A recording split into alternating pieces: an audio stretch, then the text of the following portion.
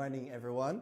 Welcome to today's transformative program, Packing Your Global Toolkit. As students, we prepare for the future. We often focus on the destination, the job, the degree, the success, the opportunities.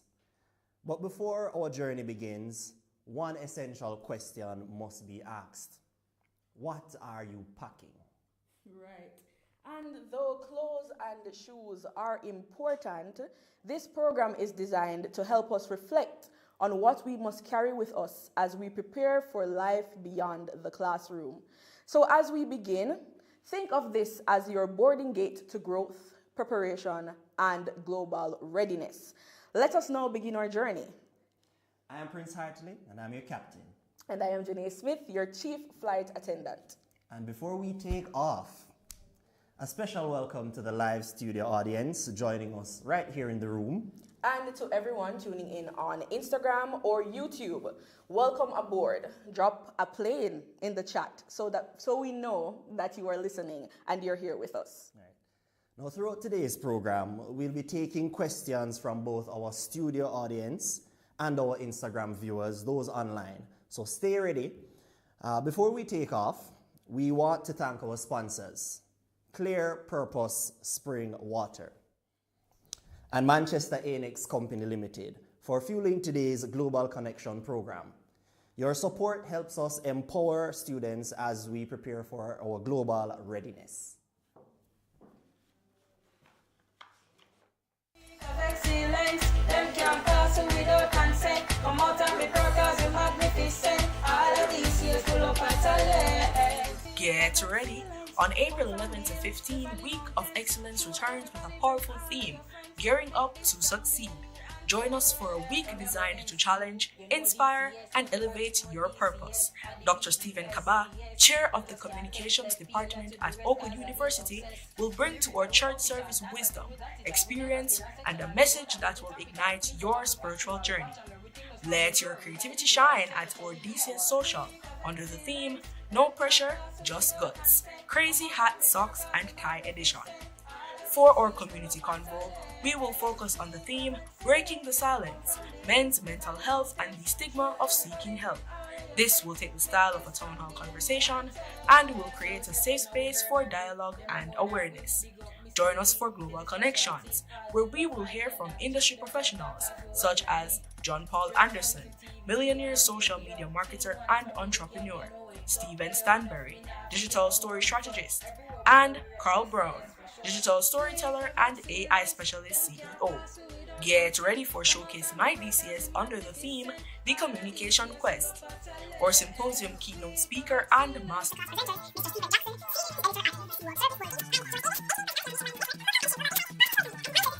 on any stage. Mark your calendars. Don't miss Week of Excellence 2026, April 11 to 15, as we gear up to succeed.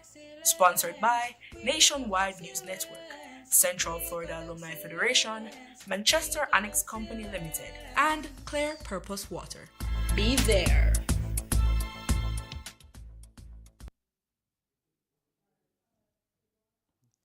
Every successful journey begins with understanding who you are and what you bring to the world. Before we can communicate effectively, build professional relationships, or navigate global spaces, we must first learn to own our story. Your story is not just a memory. It is a strategic tool, a leadership asset, and one of the most powerful ways to build trust, influence, and opportunity. With that said, our first essential tool is the story-driven leadership lens. And there is no one better to unpack this than a master storyteller and brand strategist. Please help me welcome Steven Stanberry, who specializes in transforming leaders, real stories into brands, and of course, information that people genuinely want to engage with. Sir Stanberry. Hello, good morning. Thank you for having me. Thank you for being here with us. It's always a pleasure to come to NCU to do anything. And, storytelling is the greatest skill you can ever develop, right? And this is the perfect department that helps you to develop that story and that skill. So I have so many stories, I don't even know where to start. But the first one that I'm going to share with you right now is that many moons ago, I came here to do history. Sorry. I came here to do communications, right? It didn't work out. I ended up in the history department. And then Arnold Kelly came there one day, heard me speak, and said, get up, we're going to the studio to record something. And that was the story, right? So let's fast forward and dive into the presentation. Now, I want to keep something in mind for me. Think about this. You're about to graduate, and you're wondering, what's next? Where am I going to end up, right? So that's the first thing that you're going to think about. But the reality is, not everyone will end up in media, not everyone will end up in journalism, right? So how do you pivot from that? Now, the feeling that you just identified, that is a quiet panic. So it's nothing to scare you, it's just the reality of human nature, job hunting, no matter the field you're in, that all that quiet panic, whether you'll be working in that field, whether you're a doctor, a nurse, a journalist, a teacher, that's the reality that we face. Now, the truth is the media industry across the Caribbean and across the world is changing, right? Studios are closing. Companies that usually hire 5 persons for one role, they're now hiring only 1 person for that role. And then in this change with AI, that story is even more difficult to navigate, right? Now, I want to take you back to a specific morning. See, I'm all about stories, so I'm going back to another story. This was February 2013. It's been a long time, right? Makes me feel old. Yeah. So it's 2 months into my journalism job at a radio station. I was doing well, and then they called me into the office and gave me a letter of termination, right? 2 months, you just start the job. What did I do to deserve this at such a short time, right? The good thing is, I don't know if it's good. I don't know if that's the word I should use. But I wasn't the only one that got that letter, right? So half the company received a letter of termination. Now, 2 weeks, or the second to last day into that 2-week notice, they asked me to stay on, right? And I stayed on. But the ironic thing is, I realized the pattern. The company had no money to pay the staff, so payment was always late and paid in half. So I say, all right, here's what I'm going to do. I started using the power of the internet, right? And I looked up, because I was flirting around with the idea before, but then I came across freelancers and remote work. And if you look now, if you look on social media, you see a lot of persons talking about remote work. So I have an idea about remote work long before it was trending, right? So what I did next was started doing voiceovers and ghostwriting and copywriting long before these things were trending. And I used the company's resources, right? They're paying me a salary every month. But when I have nothing to do, I would go to their studio, record voiceovers for my clients, go back to my desk, edit those voice recordings, and then use their internet and email it to the client, right? So I did this for 5 years until I resigned. So nobody couldn't fire me this time. I resigned from the role in 2017. So my plan was, I'm not leaving this to go back and work for another company physically. I'm going home at my yard, sit around my desk, and build my business digitally. So that was 2017, and here we are in 2026, 9 years later. Yeah, I'm still doing that, right? Now, one of the things I want to share with you is that whether you're building your career online, offline, in person, working a 9 to 5, or doing it on your own, you'll always have challenges, right? You'll always have setbacks, especially doing it as a freelancer. But what I don't want you to think of yourself as a freelancer, but a business owner, right? So freelancing in itself is a business, but you're depending on clients to give you work, right? But what you want to do is create a platform, create a system so that work comes to you, so that at the end of the day, you still have multiple income streams, you still have income enough to survive, right? Now, if you study journalism, you can write. That's the hope, right? This means you can get remote copywriting, content writing, ghost writing gigs, right? You can also do websites, you can do blogs, you can do newsletters, you can write press releases, right? All of that you can do. Research writing. If you study radio or audio production, you can edit, means you can edit a podcast, whether it's a visual podcast or audio podcast. And we know video podcast is trending right now. You can do voiceover works, you can do sound designs for content creators. And the podcast industry around the world is worth billions. When I say billions, I mean billions, whole heap of zero, right? And the thing with podcasts is that there are a lot of companies, there are a lot of founders, a lot of CEOs who they're doing podcasts, but they don't have the time to edit. They don't want to edit, and editing takes a lot of time. So what do they do? What do they do? Outsource. Outsource to whether a company or an individual. And one of the things that I want to mention is that one of the markets where they outsource to the most is the Philippines, right? And the main reason for that is that the Philippines, they have, well, cost of living is low in the Philippines, right? So it's really low. So based on that, it's affordable for North American and European clients to use them to edit their content, whether it's for their website, whether it's hiring a virtual assistant. So all of these are what's possible out there. Now, if you study media and communications broadly, you can tell stories across formats. I'm assuming everybody here and online who is in this department can tell a story. That's the hope again, right?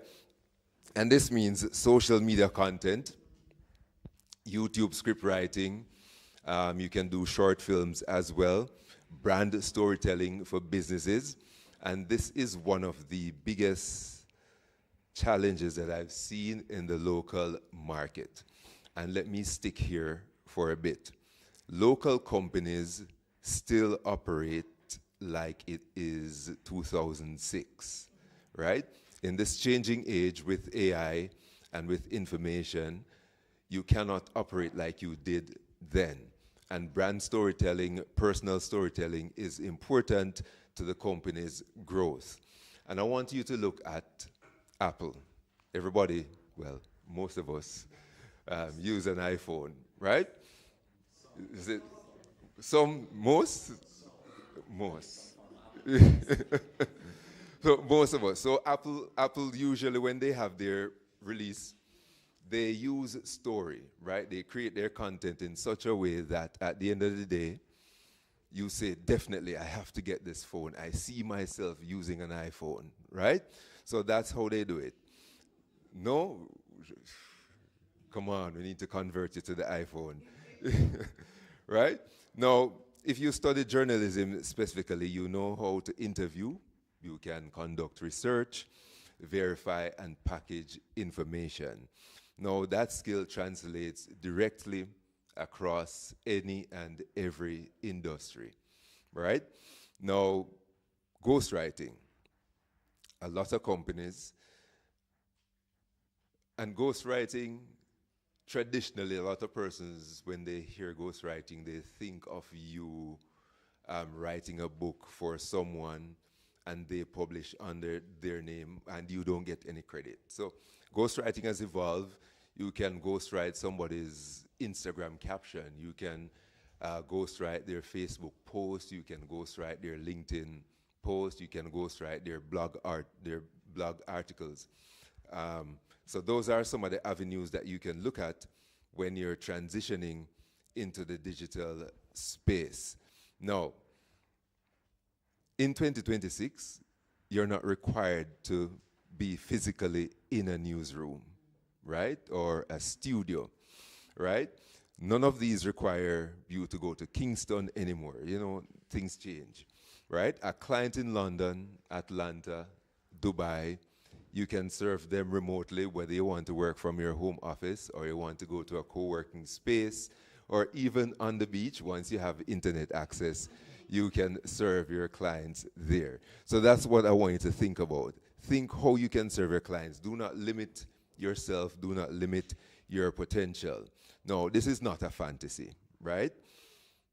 I've been doing this, again, this is going to make me sound old, but full-time since 2017, part-time since 2013, because remember, as I said earlier, I use the company's resources to, I don't even know if they knew about it, but probably if they're watching now, they might know.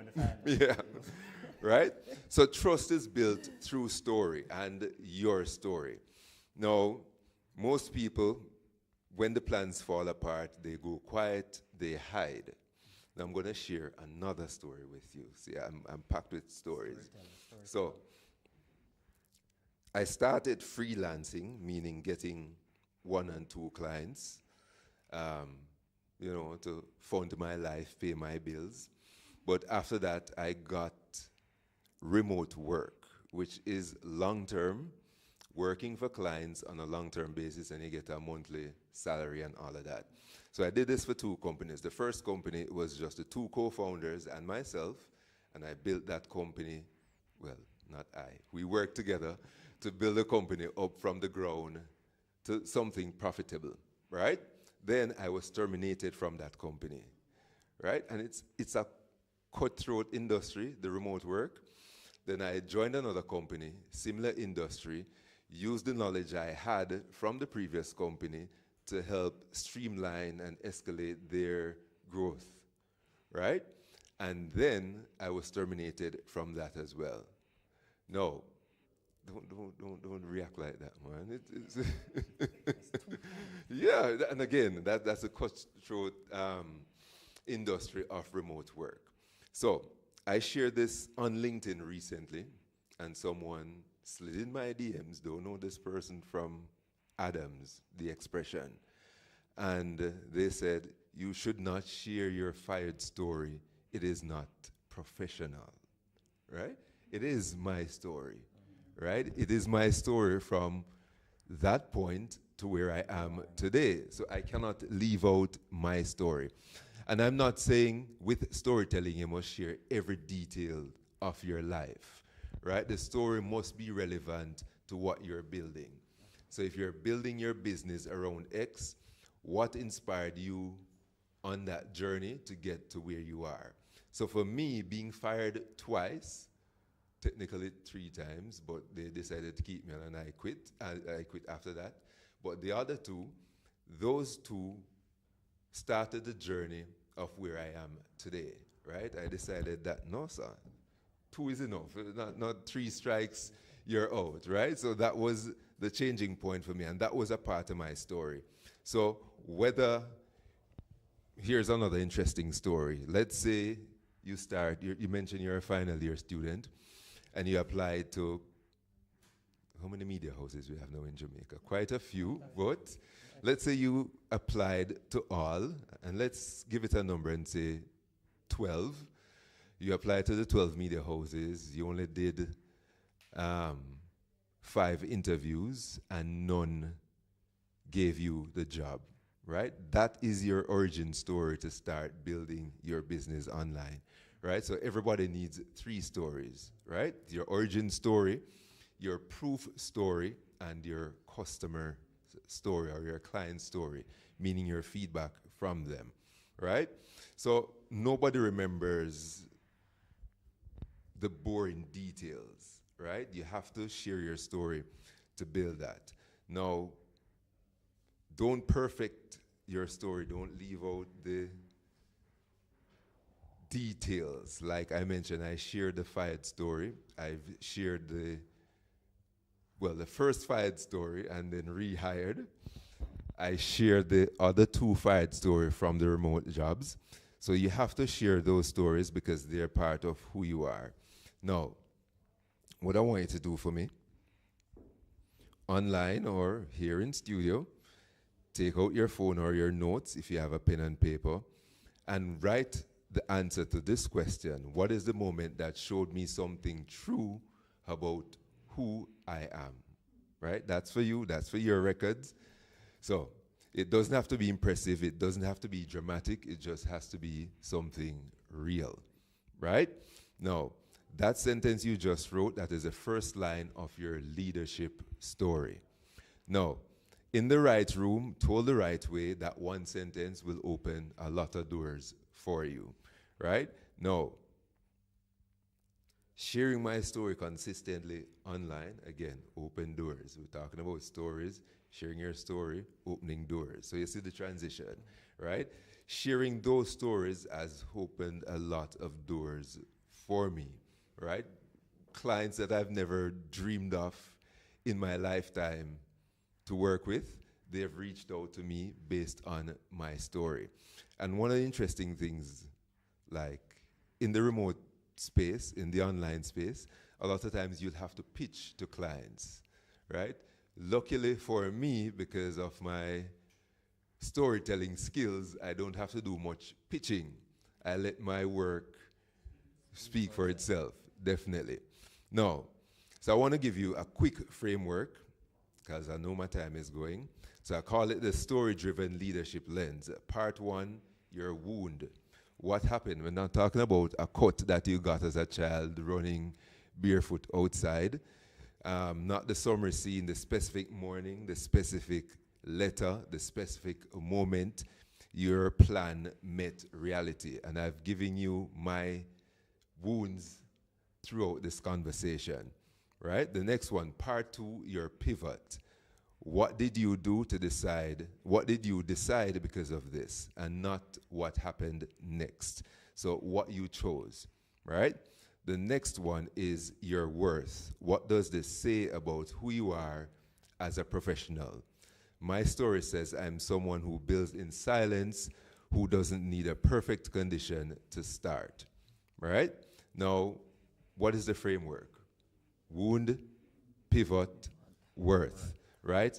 Every uncomfortable chapter you have lived through, every plan that didn't land, every door that closed is not wasted material, it is source material. So I want to leave you with one thing. You do not have it all figured out, right? You're right here, still in college, you don't have it figured out. You might have a plan how you want your life to go and the media house you want to work for, right? And we all know we have our preferences. So, yeah, right? But sometimes it doesn't work that way. And you don't need a perfect job offer to start building your story. You do not need to be somewhere else or someone else to be globally relevant. What you need is a decent enough computer, preferably MacBook, a real internet connection. Yes, a MacBook, and the ability, Yes, definitely. Mac sold me on the story. Apple sold me on the story. So the ability to tell people clearly, honestly, specifically who you are and what you bring. And the world doesn't need a polished version of yourself. It needs the real version, the honest version. And your story is already globally ready. You just have to learn to tell it like it matters, right? That's my presentation. But, since I always go off script whenever I'm doing something, I'm going to give you one piece of advice. join LinkedIn. So I know I'm older than a lot of you. So I just want to see, or you can type it in the chat for those who are online, but if you're here and you're on LinkedIn, let me see your hands. Good percentage. Not great, but it's good. No, everybody in 2026, going forward, everybody should have a LinkedIn page, right? A LinkedIn profile. And I don't want you to go on LinkedIn and post, I'm looking for a job, and that's what the traditional Jamaican uses LinkedIn for, but LinkedIn has changed over the years, right? So don't go on LinkedIn and say, I'm looking for a job, or update your job section. So I just started my new role at X and Y company. Now, your LinkedIn needs to be your sales page, right? Don't think of it as a resume. Your description, everything should tell a story about who you are, who you help, and the problems you solve for them, right? So thinking off the top of my head, let's use Jamaica, for example. If you don't land that job in media, you have a smartphone. I'm not going to be biased this time and say Apple, but you have a smartphone. You can find businesses in a particular niche that you think needs help online. So not thinking too hard, I'm going to say, let's say dentists. You know, some places that aren't online, they don't have a good social media presence. What you can do is use your phone, pitch to them, go there, create content, because you have these skills already. Create content, edit it for them, and send to them to upload to their social media. And if you want to manage your social media for an additional fee, then you can go right ahead and do that. But never forget, storytelling is the greatest skill you can ever develop, and storytelling brings the greatest return on your investment. So thank you so much, and yeah, that's my presentation. Good. Ladies and gentlemen, that was a powerful delivery from Mr. Stephen Stanberry. And we cannot ignore the fact that, you know, every story is unique. And we have to ensure that all our stories become our greatest asset, right? So before we continue, we'd like to open the floor here in studio and online to you. We have, you can ask a question. So if there's anybody in studio you'd like to ask a question, we'd take one. We have Miss Daly. So for the persons like me are of an age and would be concerned about having a steady income because some of the bills are not going to be on pause. Let me be real with you. I have loans that I have to service. What would be your advice to somebody who is thinking, because I am thinking about delving into remote work possibilities? Yeah. Well, you see, because I've known her a long time, and I know she wears multiple hats, and her skill portfolio is diverse, right?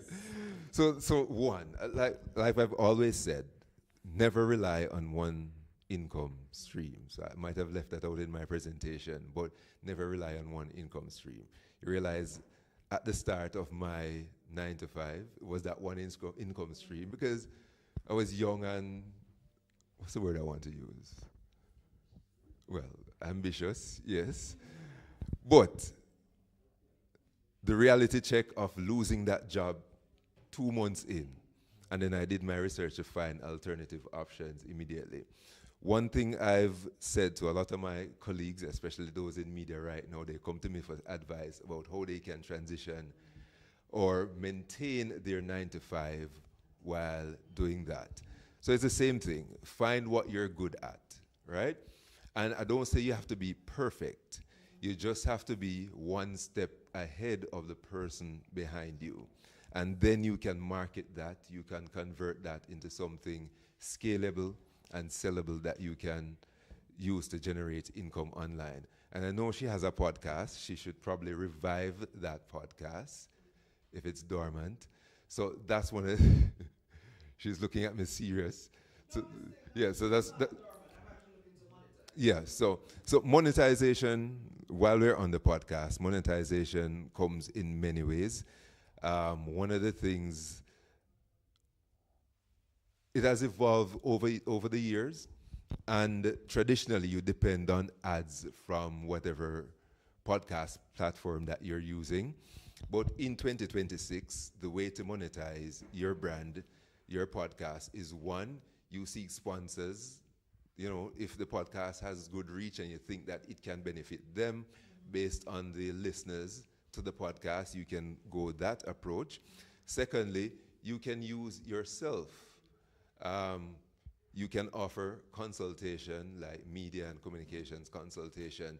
So you'd create ads for that podcast and say, if you need X and Y, you can check the link in my bio or book a call with me, and then you take it from there. So those are the options that you can use, and you have to diversify, you have to evolve, because with AI, everything is changing. And even though AI is possible to edit content, it still gets some things wrong, right? So a human would still need to review the final product to ensure that everything is accurate. All right, we can take another question. Yes, around the back. So, you said you did voiceovers and stuff, and you said Mr. Arnold Kelly saw that. I know that when you're doing voiceovers, some persons have particular sounding voice, right? So for me, that has a high-pitched voice, would you recommend going into that area, or is there any room to go into that area, or is it a very niche business that sticks to like the norm, stuff like that? See, that's tricky. I'm going to explain why. Because everybody has their preference, not referring to you, but referring to the client, right? If you've heard of a platform called Fiverr.com, Fiverr, you'll see, and just search Jamaica, you'll see different type of Jamaican talents on there. Some might sound refined and proper, while some just sound raw and down to earth. It all depending on the client. And especially a lot of these sales come from international clients who want voiceovers for their digital products, like anime that they're creating, or just something that they want to use on social media. So you can give it a try. You have to find what's best for you, how you want to use your voice, and how you want to market it. All right. So before we take any more questions, we had mentioned that we're going online for some of the questions. I see a string of questions online, so we're just going to try to see if we can pick out just two as well, and then we can move on. All right. So one of the questions here is asking, what is a mistake you made early in your career that helped you grow? So that's the first. I can give the other one after your answer. Was a mistake I made early in my career. I guess what I mentioned before is being too confident that I got this job and I was going to die here literally. So that's that. And the reality check of being given that letter of termination changed my mindset and realized that I could not survive on one income stream. Because let me give you a quick story again, around that whole period. There are many times when you get that income, that salary, it's 2-3 weeks late, and you still have to go to work. And then sometimes, because I'm a rebel, I tell them, I'm not coming in today, so I would claim it as a sick day, but I still did the work. I would interview persons over the phone and then send in the information by email. So the first thing, you have to change your mindset. Change your mindset and you'll change your life. Once you understand that concept, then you'll be able to build the life you want, basically. All right, wonderful, thank you. And this other question, a really, really good one, I think you would appreciate. So this question says, my question is, how can we rewrite our brand if our story was already written in the wrong light, or to find a new angle in a positive light? Yes, this is a heavy and a really good one. Hire me. Simple, come to me so I can help you rewrite that story. It's the reality. I mean, that's it. That's one of the things that I do. So I help my clients rewrite their story. and find the right angle to position themselves within that story. Now, let me give you, I recently spoke with a client. If you look at her resume, it's impressive. She has worked in various roles across the Caribbean, landed high-paying jobs and all of that. But now she's in transition, trying to figure out what to do next, right? Because she's in her 50s, I think, based on the conversation. So the first question I ask myself is, or her, and I would advise anyone, is what is your goal, right? So figure that out. What is your goal? And let's use writing, for example, for social media. You have the call to action, which is at the end, and the hook, which is at the beginning, right? So these are the two things you start with.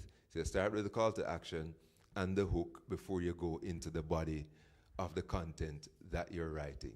So it's the same approach with writing your story. Start with the call to action at the end, and then you work backwards. You look at your experiences, you look at your portfolio, and you see what ties into what I want to achieve, and then write the story around that, basically. Yeah. Wonderful, wonderful. Ladies and gentlemen, I do believe that is, oh, we can take another question. Hello? Okay, all right. Can go ahead. Hi. I'd like you to speak a little to this matter of fatigue with stories online, right? They get a little, well, everything is, many stories, all stories perhaps from down of time are based on some kind of formula. But the stories on the internet, and they're a little bit, oh, not another one, this happened to me and this, and then I overcame, and you can do it too. So I want to speak to fatigue and saturation. At what point do these stories stop achieving what they're supposed to? Are we going to reach a point where everybody has to go online and tell their story for it to be heard? Or just talk a little bit about this. You know, I have a newsletter, and I shared what I wrote last week was every founder will have to become a content creator, right? Again, the world is changing. Things evolve, right? I understand the point with the story that you're referring to, or the stories. It is because they follow a specific template. So a lot of them copy and paste and just fill in the details. So basically all stories sound the same. And then if you also use AI to write that story, it sounds really the same, right? Very.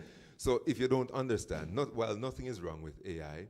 If you don't understand how to prompt it properly, then everything will be generic, right? So what I advise my clients to do is get your phone, record yourself speaking, and then you transcribe that into text, and then that is your writing style. So your writing style must be unique from Stephen, because if Stephen is using the same template as everybody, it will sound like everybody. I was fired from my job, I did this, and then I started this.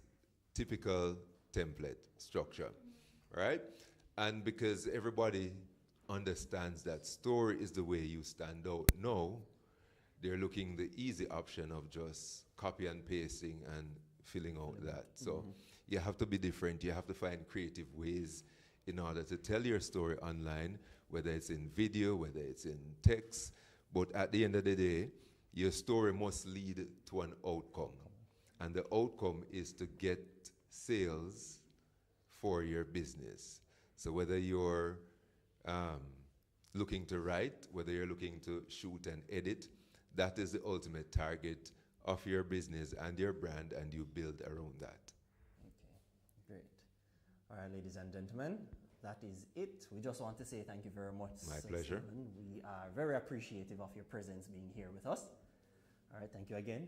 And ladies and gentlemen, we're just going to take a quick break, and of course, we'll be back with more powerful presentations as we get into more information. All right, we continue to learn global connections, guts.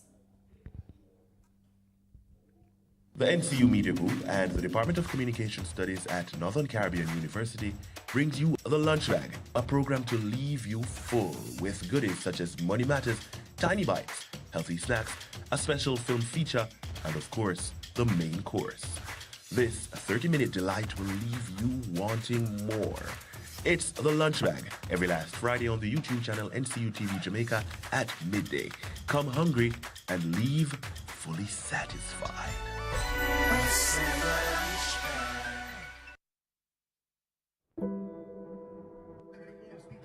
We're getting so close. As an Israeli living in Israel, at least now the world understands. We're very close to World War III.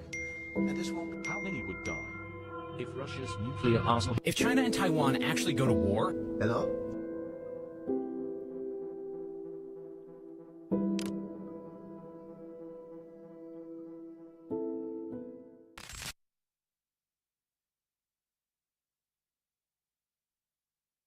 Week of excellence, them can't pass without consent. Come out and be cause you're magnificent. All of these years full of talent. Get ready. On April 11 to 15, Week of Excellence returns with a powerful theme, Gearing Up to Succeed.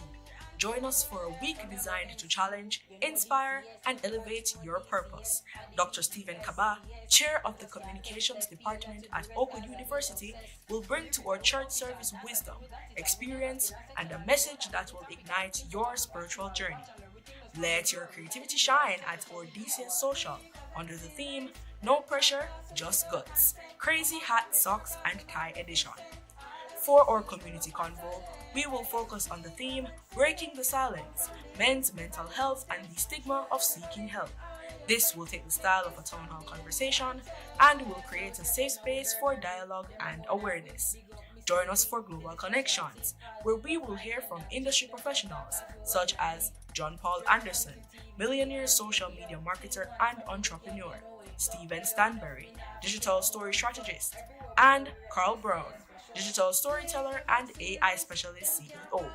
Get ready for Showcase My DCS under the theme, The Communication Quest.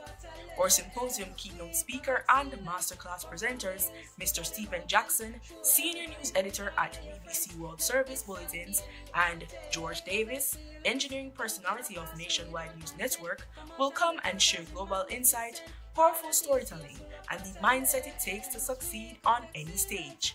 Mark your calendars. Don't miss Week of Excellence 2026, April 11 to 15, as we gear up to succeed. Sponsored by Nationwide News Network, Central Florida Alumni Federation, Manchester Annex Company Limited, and Clear Purpose Water. Be there.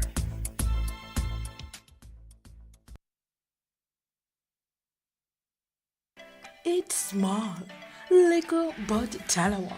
Small but packing a big punch. The DCS pins are amazing and add newness to your attire. The intricate design and creativity makes it a must-have. And how about some burgundy? Not that one, this! The new and improved DCS burgundy shirts are a must-have. You're already outstanding, so why not stand out? DCS pins cost $500, while shirts cost $3,200. Get yours at the DCS office today.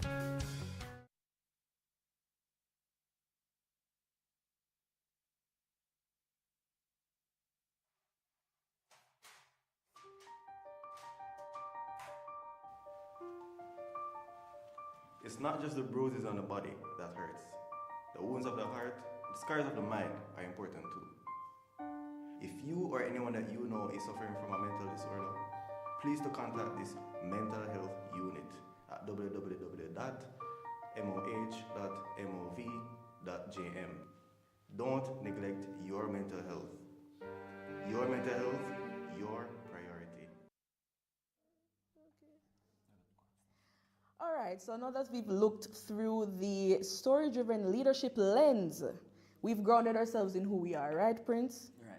And the next tool in our global toolkit focuses on how we show up visually, digitally, and creatively. Right. Now, in a world where attention is the new currency, believe it or not, whether you want to call it JMD, USD, attention, ATT, the ability to transform ideas into compelling visual and digital narratives, that's very essential. Now, whether through photography, videography, design, or data-driven content, we have whether it wants to be content that's very strategic. Visual communication shapes how the world perceives us. Now, as we continue on, we have our next presenter. Now, this next presenter, we're going to actually basically putting into our suitcase the visual impact engine. That one sounds heavy, you know. Sounds a bit. But I believe that Mr. Brown will break it down for us. He will break it down. So we definitely know that this is another presentation you want to ensure that you pull something from. So you don't want to miss. Right now, Mr. Brown, Carl Brown, a creative strategist and digital storyteller whose work spans corporate, government, and public sectors. And of course, he knows how to turn messages into movements. So we had our storyteller earlier, and now we're going to have an individual who knows how to move these stories, who knows how to move messages. So we'll definitely be having our conversation with Carl Brown, and of course, we are looking forward to another great and wonderful presentation. So in that time, we'll definitely have a wonderful rousy round of applause for Mr. Brown as he makes his way up here. All right?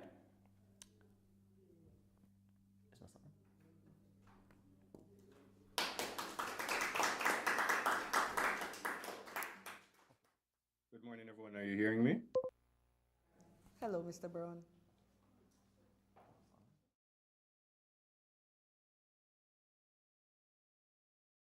Good morning, everyone. Are you hearing me?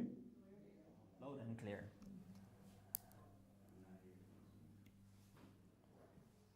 Mr. Brown?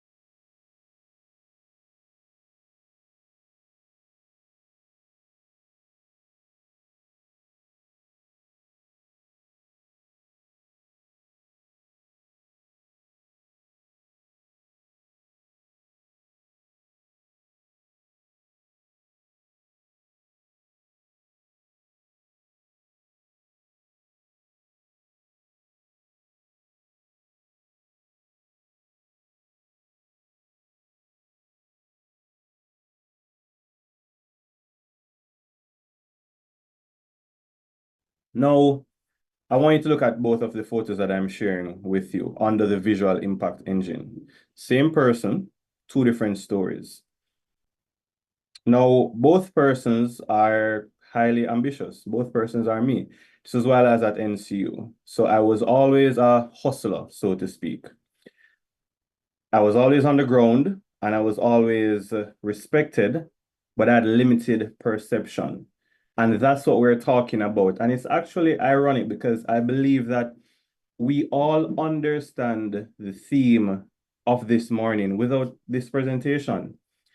It's simply about how you show up. And as a DCS student, you understand that. In journalism, you're taught the 5 W's and the 1 H: who, what, when, where, why, and how. So those are how you show up in your journalistic work. In TV, it's pretty much the same. I'm a past TV student. Your storytelling angles, the music in your production. In PR is how you write the press releases. How are you perceived in your attire? Things like that. So you do understand this without the presentation. So similar to Stephen, I am a storyteller and I can only help you understand why this matters by further showing my story to an extent. Now, while at DCS, while at NCU, the photo to the left, the young man, as I said, he was very ambitious, still is very ambitious. And I was doing that to ensure that I had money every single day. Many of you can relate to that because not all of us come from rich families who can just fund university life. So we have to do things that can fund our daily living. Now, to the right, that was 2017, 2018, or 2018, 2019, where I was made the PRO for USM. At the time, I gave up hustling to an extent. Still did it, but did it strategically. So instead of me selling the sweets, what I did and the other things that I was selling, I started to hire a few persons. So at DCS Lab, I had someone who would work there, sell things for me. In my USM office, I had a station there where persons would come to buy things. And at, I think it was the computer lab, don't remember the name, but and there are two of them, right there. One of the computer labs, I had someone selling things for me there. Why? Because perception matters. Now, I still had sweets, but less so because I had other duties, student leadership, DCS as a burgundy jacket holder and USM as a PRO. And it mattered how I looked. And I'll start by saying, never be ashamed of what it is that you have to do legally to survive. Because even when I was hustling, I was never shy. I always had the same level of confidence that I had, that you see in the gentleman on the right side does. My confidence never dwindled. So I'll leave that as a nugget for you. Never be ashamed. Always be certain in yourself. And that speaks to the visual impact engine. It starts within. Ensure that the person that you are exuding, the person that you are showing everywhere, your outward appearance reflects inward because the visual impact engine begins inside of you. So as the PRO and as the as the PRO of USM and as the burgundy jacket holder, I stopped showing up with the suites. Instead, I created a team of persons who would sell on my behalf. If you watch Power or if you watch any other series that speaks about business, then you understand that dynamic. Now, I shifted into leadership and I built systems and teams. And what happened is an increased perceived value of how I was perceived. I was always the same confident guy, but the perceived value, the visual representation of how I looked and acted changed. Even my haircut changed. So instead of the high here, I went for a low cut, a little bit more modern. Now, this presentation is a quick 10-minute presentation. And wow, I'm timing myself and we're already almost at 10 minutes. But quickly, I want to talk to you about the impact toolkit. And it's simply three things: clarity, emotion, and execution. The first thing under clarity is if people don't understand it, in 3 seconds, you've lost them. If you're scrolling on social media and you see a video and you don't like it within the first 3 seconds, you continue to scroll, and that's called doom scrolling. So attention span is something that matters, and you're even taught it in TV. You're taught it by usage of hook. So in movies, the first few minutes, I don't remember the exact minutes, could be 3, could be 5, but the first few minutes of each movie has a hook. It's the same thing on social media. So people need to know what you're about, and I'm going to be showing you some examples. Now, the second thing is emotion. Mr. Stephen spoke about storytelling. Beneath storytelling is emotion. In journalism, your emotion matters. And which is why I keep saying it. Everything that I'm telling you, you already know. But are you executing it? And that's the third point. You don't need a big camera, you need intention. While at DCS, we shot many commercials with phones. We also shot them with DSLRs as well. But it all brought us back to the story of it. And that's how you create an impact. You have to have clarity. You have to have emotion, and you have to execute. Because it doesn't make sense you have clarity and emotion, but you don't execute. That's just an idea.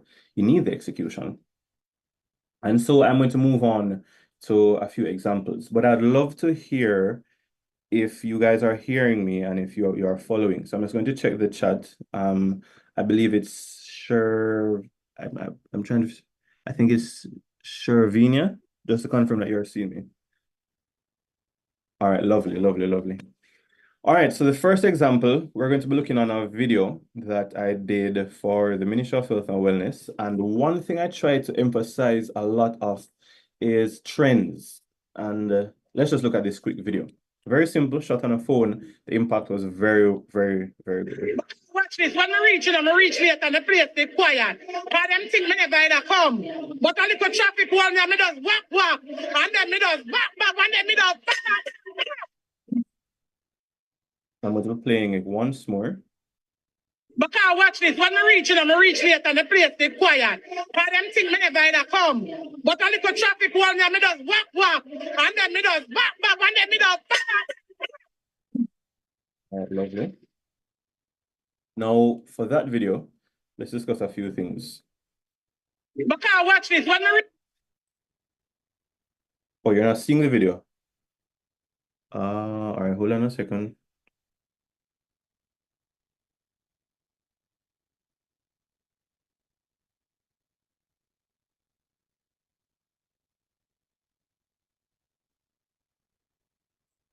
Are you seeing this video?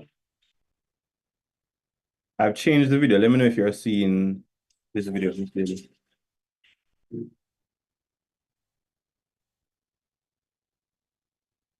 I just need to know that you're seeing that one.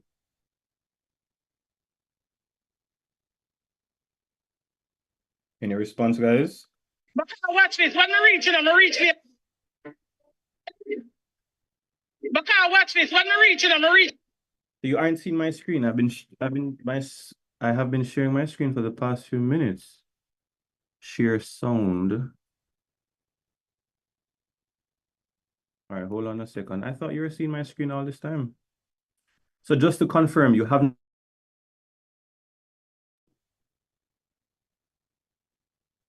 I just need to verify that, because that is the case. I just need to show you something previously. Okay, you were initially. All right, lovely. All right, so I'm going to play the video again. And the place is quiet. Because them think Because watch this. When I reach late and the place is quiet. Because them think me never come. But a little traffic wall me does walk. And then me does back. And then me does back. Just checking if you're hearing it. Because watch this. When I reach late and the place is quiet. Because them think me never come. But a little traffic wall me does walk. And then me does back. And then me does back. All right, so essentially what I want to talk about is impact. This video did tremendously well on social media. A few of the other videos I'm going to share with you will list the data or the insights from said videos. This one, I didn't get a chance to add the insight, but it went viral on social media.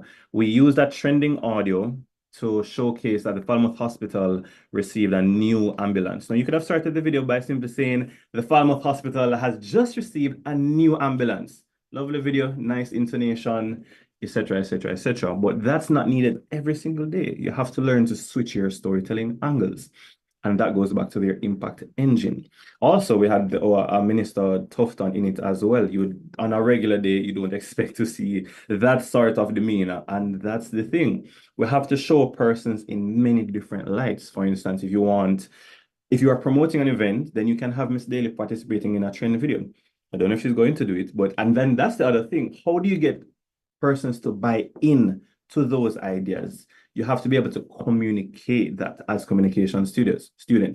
So let's move on to the second video. This video was done at NCU. I had to include an NCU video that we did as a TV student.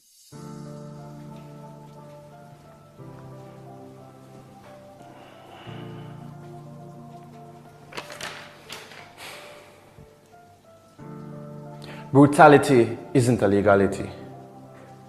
There's no rationality as to why this abnormality should become a mentality.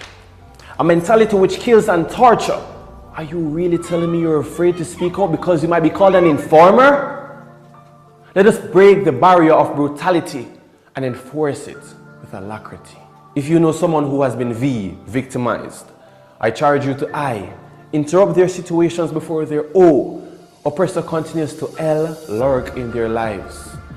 Let us E, extend our hands to our brothers and sisters who are being victimized, and N, never see violent acts and ignore them. Let us C, come together and be the E, example, so we may end a barrier on brutality.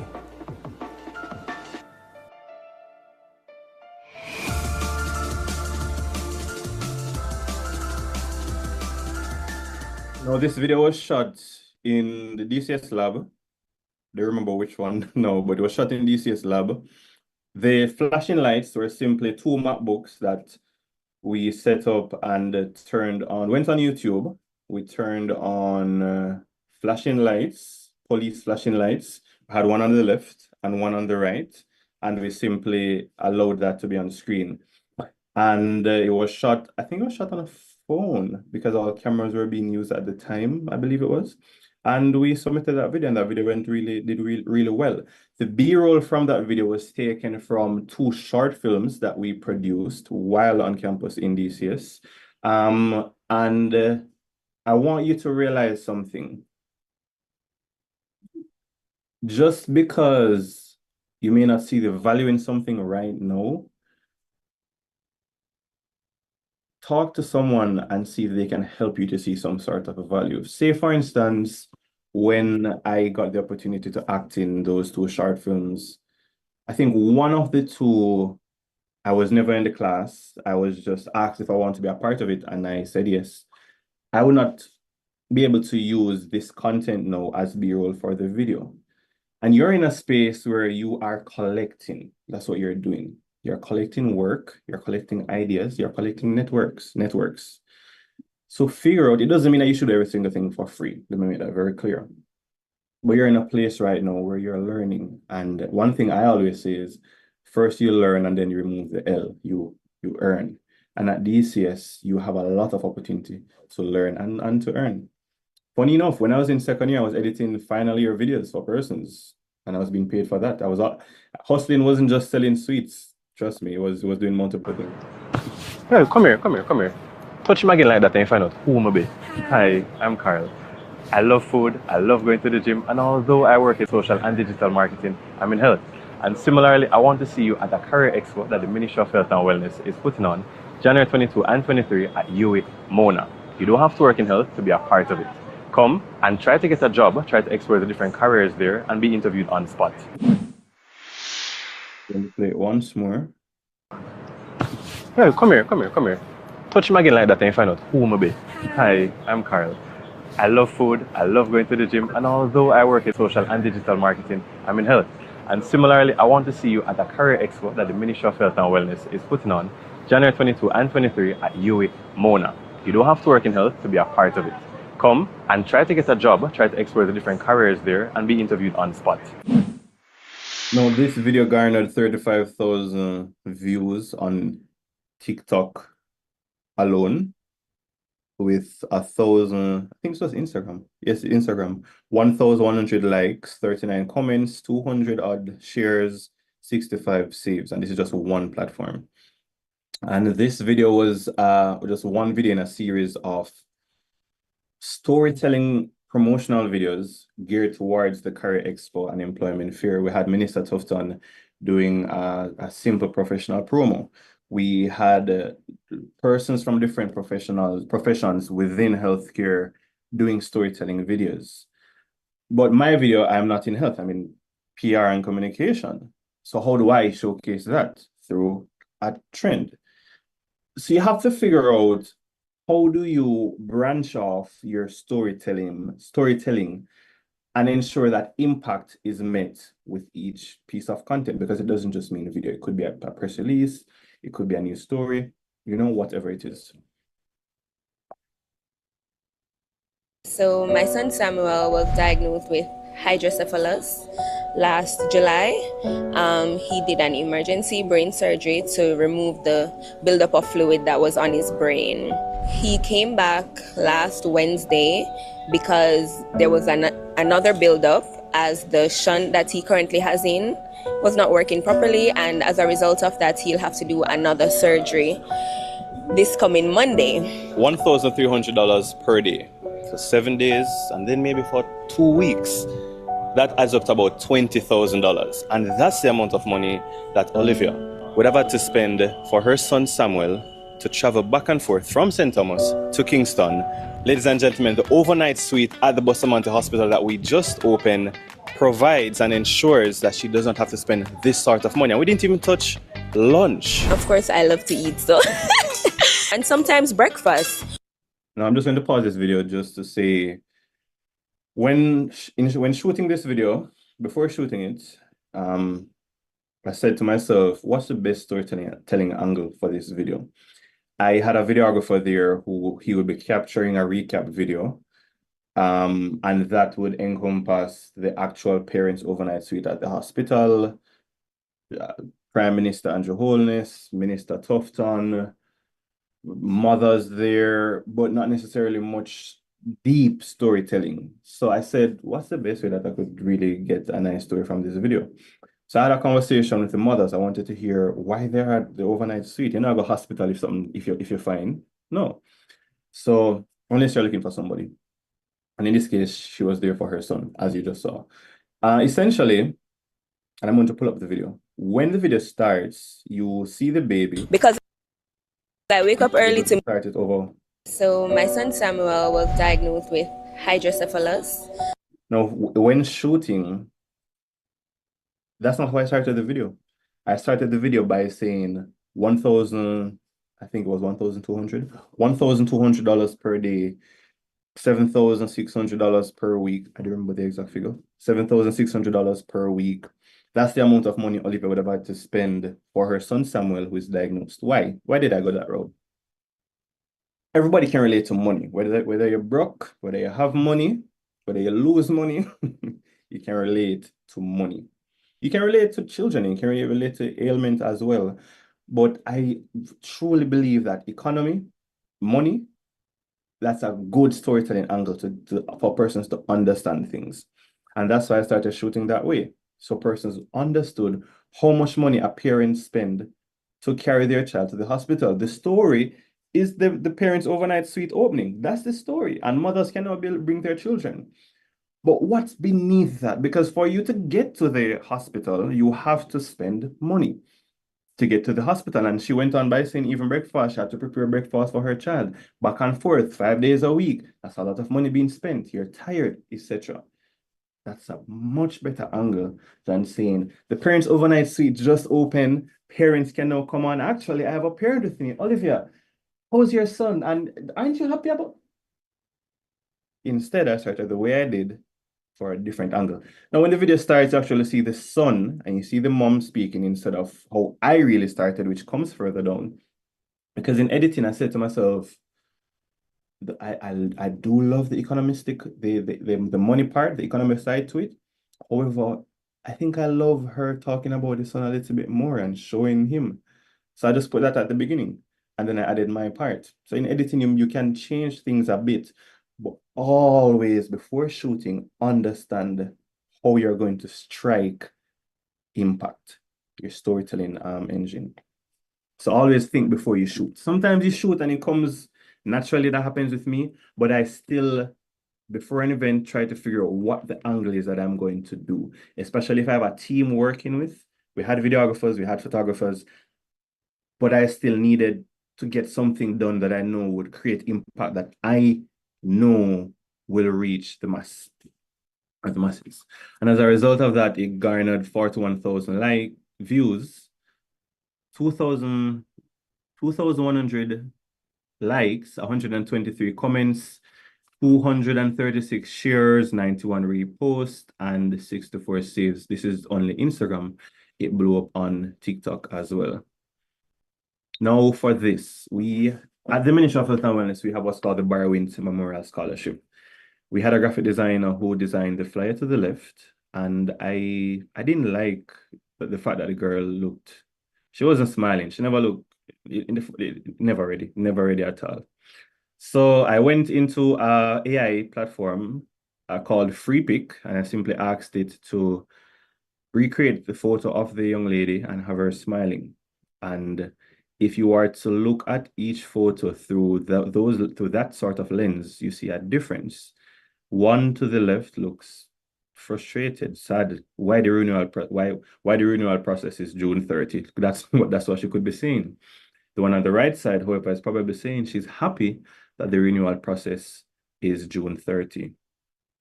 And I'm sharing all of this. Why? I'm simply saying to you, Viscom, the visual things matter. Smiling versus serious. How you speak, how you intonate. Are you monotone? The details matter. Now, simply, I want to ask you, before you post anything this week, ask yourself 3 questions. Would I stop to look at this? If you're scrolling on social media, are you going to actually watch whatever you are creating? Does this look like me and my work? I was scrolling on social media today and I saw someone did a photo shoot. And when I saw the photo, I instantly knew who the photographer was because he has a certain identity with his work. It's consistent. So will people know this is your work? And thirdly, does this make someone feel something? Emotion and impact. We're talking about the impact engine. Whatever you're doing, will someone be impacted as a result of it? And why does all of this matter? I want to simply share with you my very first job after leaving university, because many of you I've been where you are in many ways. This could be a whole day presentation, and I do want to be with you physically another day, and we talk about a lot of things where life, DCS, and communication is concerned. After internship, I sent out at least 15 resumes. I simply went on Google and I typed in marketing and communication agencies. And I did that because I didn't want to work in a TV station. I wanted to do commercials. And you do that through a marketing agency. So I typed in marketing agencies in Jamaica and I sent out maybe 15, it could be 15 to 20 emails. And this was one. Greetings, my name is Carl Brown and I'm interested in working with your company. No, not about the person company, just know that I went on Google, saw the company, saw that they're a marketing agency. They look like them do good work. I just sent out the email. As such, I've attached my resume and CV, as well as my, sorry about that, guys, as well as my photography portfolio for you to take a look. Looking forward to hearing from you. And I sent my resume and my CV, and as well as my photography portfolio to that person, to this business. Before I go to the next slide, I want to share something. Impact engine. Whatever you're doing right now, are you able to generate a resume? Are you able to generate a portfolio? Because visually, if I'm hiring you, do I just know that, oh, this person has a degree? You and 10 other persons have a degree. So what makes you different? Do you have a certain level of work experience underneath your belt? As I said to you, in second year, I was editing final year videos. I was helping persons to their final year videos to edit. I was acting in videos as well. I remember the first semester, the very first week, I think it was, or the very first week of not week of excellence, a week of prayer. It happened, right? And I realized that persons were shooting cameras and a lot of media stuff was going on. By the second one that happened, simply went upstairs. I didn't know the person's name at the time. And I went upstairs and I just said, hey, can I just watch what's going on? And I watched. By the next year, I was working at NCU Media. And I was on camera. I was editing videos. Now, back to main story. So this was in 2019, September 2. So I just finished, I did 2 internships. One at the Lab Jamaica, that's where I applied for internship, and one at TVJ. Miss Daly, in conjunction with someone else, I believe, asked persons or requested that persons do an internship at TVJ. I was one of those persons. Subsequent to that, as soon as I finished, I sent out my resumes to a bunch of places. So I sent it out September 2, 12:57 a.m. By 9:31, I got a response, come talk this evening. I said, what time and where?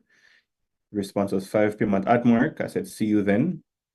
September 4, I sent the video samples of my work. I had a Blue Ember commercial. You see why working is important? Blue Ember is in Mandeville. A lot of you guys, I'm sure you know Blue Ember. Old School Wheels. This was a production that we did for, it was a final year production. I don't remember which course. I think it was TV. I don't remember which course it was. And I sent 14 in 14. While I was at DCS, while I was at NCU Media, I was working on, I edited something called 14 in 14. They'd never received a commercial before for 14 in 14. And I had another colleague with me named Chris at the time, Chris Wilson. And Chris said, bro, why not put together a little video, show them what you can do? Because he saw my work. I was new at the time, but he knew I did good work, but he was like, put a little video together, show them that you can actually do something, you see me? And I did that, and they really loved the video. I share that minor point to say, have good people around you who want to see you grow as well. So I sent those things, portfolio, goes back to portfolio, have on a portfolio. So I sent those things to him September 4, and on September 11, he said, thanks, Carl. Can you come to the office at 5:30 p.m. today for a final interview, an overview of what would be your responsibilities regards JJ? I said, no problem. And then I simply reminded him on the 12th of September, so remember to send me the offer letter. And that's why I got my first job. I sent out at least 15 to 20 applications. Only one responded. And with that one, I got my first job. Why does it matter? Impact. It all goes back to impact. At the end of the day, ensure you have your portfolio of work to show. And how do you create that impact? Let's just back up again. You create that impact by having clarity first. If people don't understand it in the first 3 seconds, you've lost them. If people aren't understanding the tonality or the words that you're trying to communicate through your news story, you've lost them. Are they feeling emotion from what you've shared? That's the second thing. And in order for them to feel it, you have to execute. Content is king. Get the content out. And that touches another point. Earlier, I shared that I've worked with these brands. But if you check my Instagram business page, Carbon Productions, maybe there are about 7 posts on it right now, 6 to 7 posts. And even earlier, I said to you that before the photo of the guy on the left side, he was always confident that never shifted, that never changed. But the person on the right showcased that confidence before he even spoke. And you would have seen if you were at the NCU, you saw my confidence even before I spoke. But the visual representation, how I dress, my haircut, it would have been less to the person on the left side. What am I saying? If you go on my social media page right now, there are probably maybe like 6 or 7 posts. But I've gotten, and I continue to get work through some of these companies without posting a lot. Some things have to be posted, some things aren't posted. Why? Because a lot of work happens behind the scenes with who I am, what I do, and the strategy. One of the things that I said under my area of expertise is campaign strategy. Some of the things I just don't post, but I'm behind the scene getting the work done. So don't focus only on social media, putting out content. That's the visual impact. Focus on the internal impact. You can make a lot of money without posting anything. And I will be sharing content online soon enough, but right now we have just been doing a lot of work behind the scenes. And it carries me to the end where I say the talent that you have, it gets you into the room. But your impact with that talent determines if people stay interested. And that's the end of my presentation. Those are my few words in Jesus' name. Let me know if you have any questions.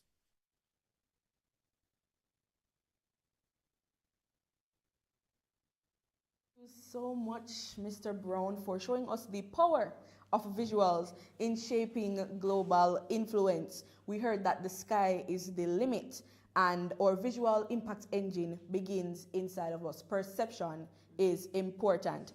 At this time, we'll take a break. Please stay tuned.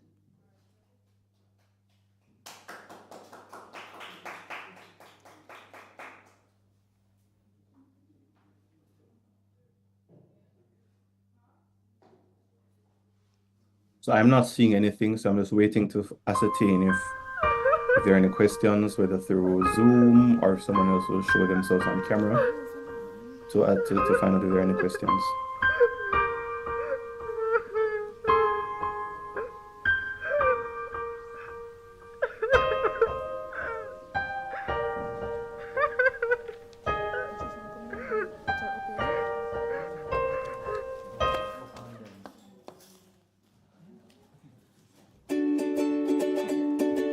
Introducing the DCS Multipurpose Room, a hub where students can get valuable resources, do online classes or assignments.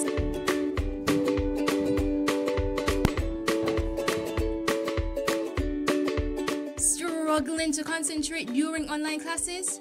Well, we've got you covered.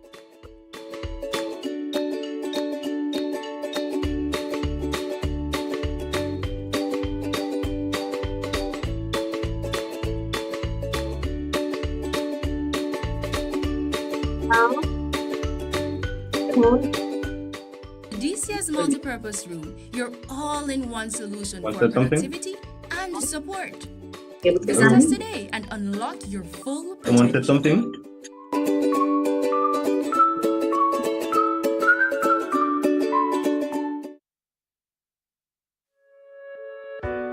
Welcome to the DCS Sage Room.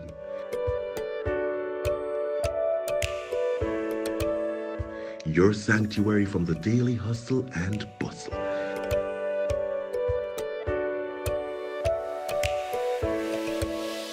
Here you can study, recharge, or simply escape the stress. With air conditioning and mood-setting RGB lights, it's all about your comfort.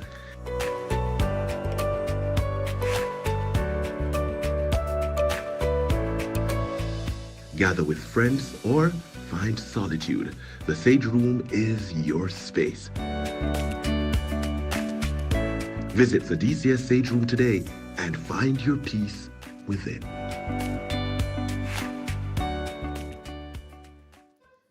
In today's world, preparing for success also means preparing for the digital space, and not just to participate, but we have to be leaders.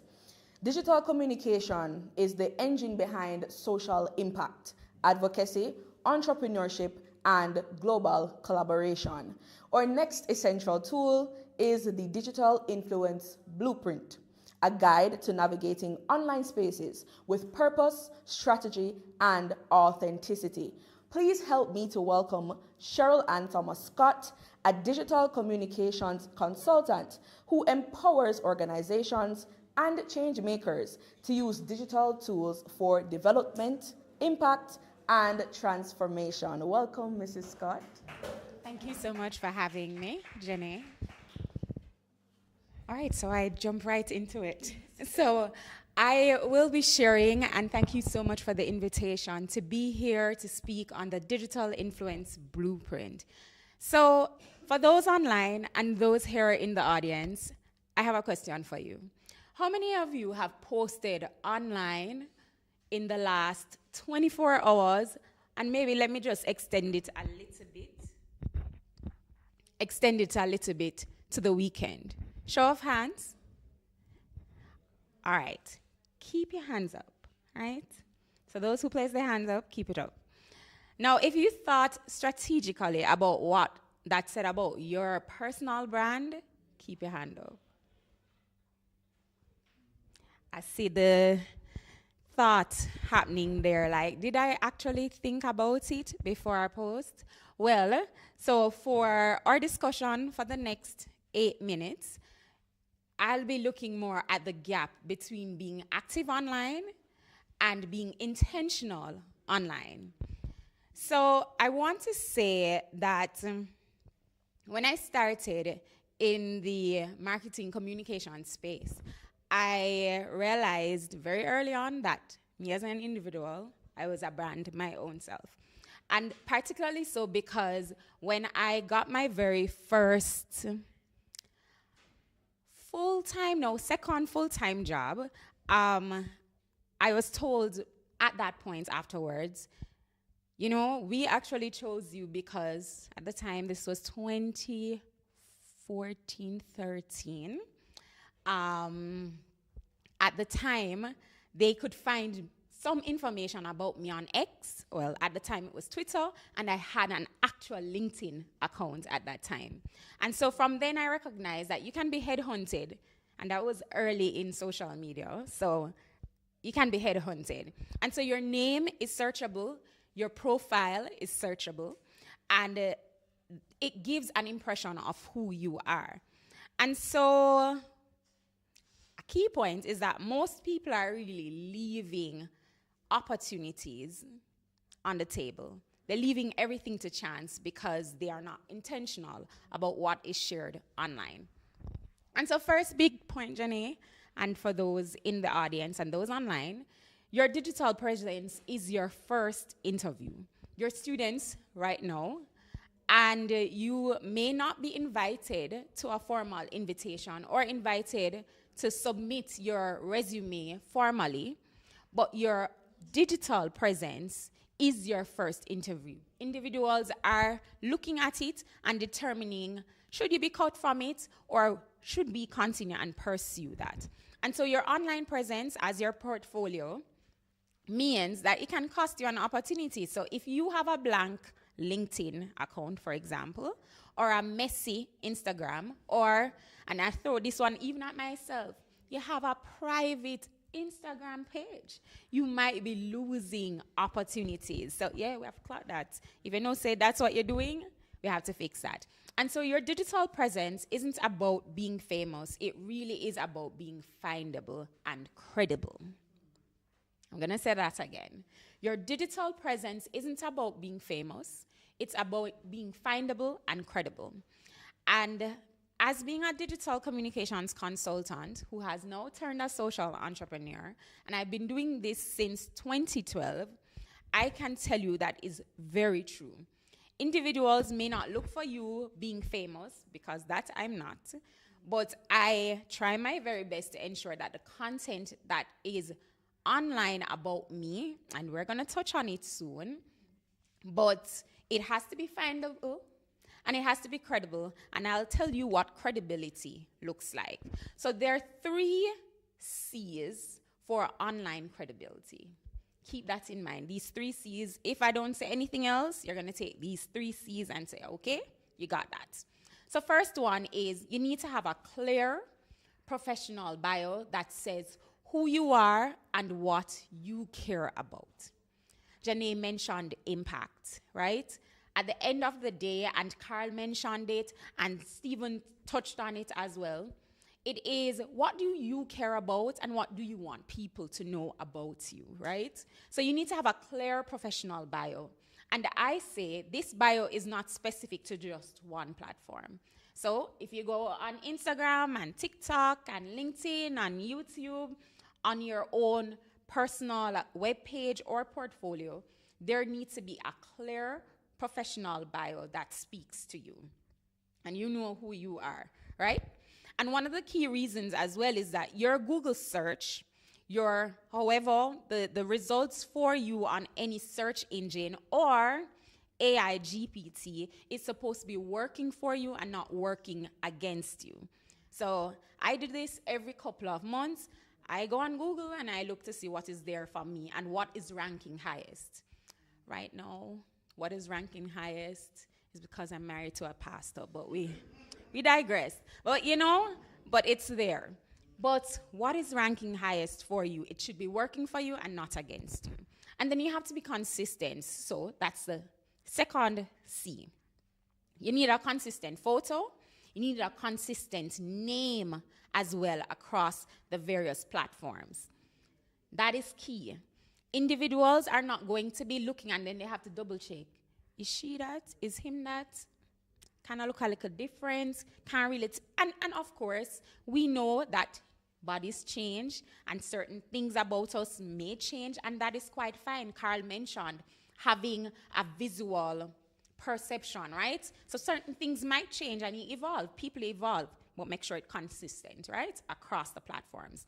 And the third C for online credibility speaks to content. Now, your content has to reflect your interests, your values, and your area of study. Interests, value, and area of study. So whatever kind of content, and it doesn't mean that you're in this one track, and so every single aspect, because we're dynamic, right? We're dynamic individuals and we have different interests. There are different sides to us, but it should tie into what our overarching personal brand is. So what I will say is that posting is not about volume, right? So it's not about posting more. It's about posting with purpose. It's about creating content that is intentional. And both presenters so far have spoken to that. And I am going to share with you a 3-step decision framework for ensuring that your content is intentional. It's simple. As communicators, communication students, you already know this framework because if you're writing an article, particularly, we talk about the 5 W's, and so it's a very similar framework, but I have truncated it a bit and put it within 3, right? So the first one is, who am I speaking to? Every single time you go to post, who are you speaking to? And what I will say, keep that in mind, even if the content that you're creating is not your own. So what I mean by that, so for me, I am a digital communications consultant. I represent a number of organizations. Yes, I will have to speak through their voice at times. And as a ghostwriter, you know what that is. But there is still something about the individual person that should come out. So who am I speaking to and how does it tie back into my personal brand, right? The next point, what do I want them to think or to feel? And it was mentioned by Carl, and so I'm just reiterating. You need to determine what that is whenever creating the type of content, whether in written forms, a text format, or is it a video format, is it a photo? What do we want them to think or feel? And finally, does this post move me closer to my goal? Is my goal getting a good job at Sportsmax? Is my job to work in the UN? Is my job to run my own thing, my own studio? Is it getting me closer to that goal? If it's not, then think about it and decide, should I actually post it? Is it relevant enough? Do I need to enough?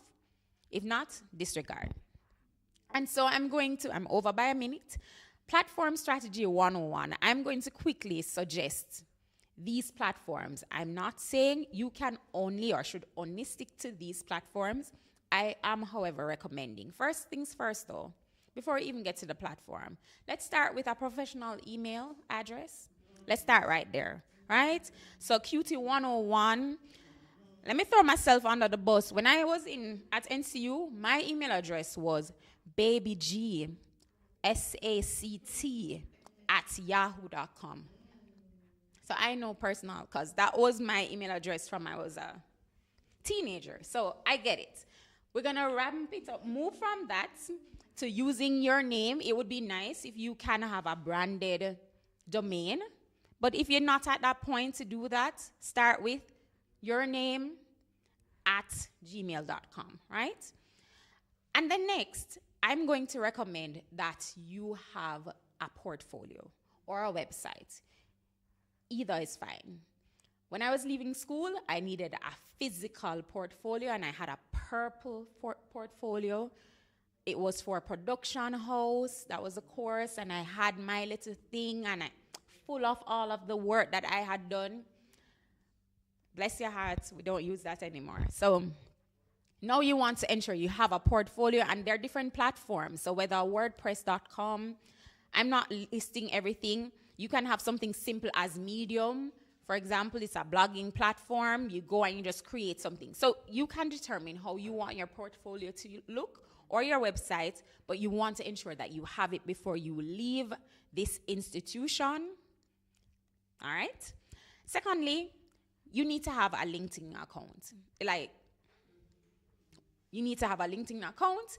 This is where you can have a professional narrative. This is where you can share your thought leadership. This is also where you can network. I also encourage you, I'm not going to say exactly which other platform, but I'm going to recommend that you have another social media account that speaks to your personality or the behind the scenes or the community building that you're looking to do. So this can be Instagram, TikTok, X, Threads, YouTube, you name it, whichever one, but ensure that it demonstrates your personality, who you are, who is this personal brand that persons are going to know about, be able to share about, understand, create that network. So find one, pick one, and run with it. And my final assignment to you as students here at school is simple. Over the next 3 days, you're going to participate in a challenge. In that challenge, you are going to do something today. So today, Google yourself, or Edge, Firefox, I don't know, or use an AI GPT to search for yourself. When it tells you who you are, you can look back and say, no, I'm not interested in this.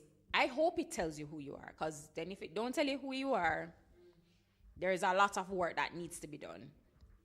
From that, update your LinkedIn bio, or if you don't have a LinkedIn bio, create a LinkedIn bio at that point. This is where you're going to share clear, honest description of who you are and who you are becoming. Tomorrow, the 14th of April, make one meaningful comment or create a post that aligns with that personal brand. And I would say, ideally, in the industry or field that you would like to go in. And day after tomorrow, day 3, send one email. Carl mentioned it. Creating that network here, you want to leverage the existing network as well as others. So you're going to send one email to a professional or a lecturer or a mentor or somebody who showed up at one of these types of sessions, and you're going to ask something, a specific, thoughtful ask around whatever it is that you want to get to. Finding out, are there, for example, it's now April, are there internship opportunities that will be coming up in July that you can participate in or to sign up for or register? Is there a project that they might need a volunteer for? Is there logo? Better yet, look at a brand and say, no, the logo did not look too righteous, but I'm really good at design. Send them back, pitch them back an idea that they never thought of. But the idea is send one email. The intention is to build up your portfolio as well as participating in networking that aligns with your personal brand. So that's it from me, Janae. Thank you so much for such a timely and insightful presentation. Remember, you are a brand, and digital presence is your first interview. We have to be findable and credible. So let us take these 3 C's into account. Clear professional bio. Let us be consistent, and let us be careful of what we post. Let us watch our content. I now open the floor for one question, and then we'll have another question from our online audience. No questions inside? Okay, wonderful.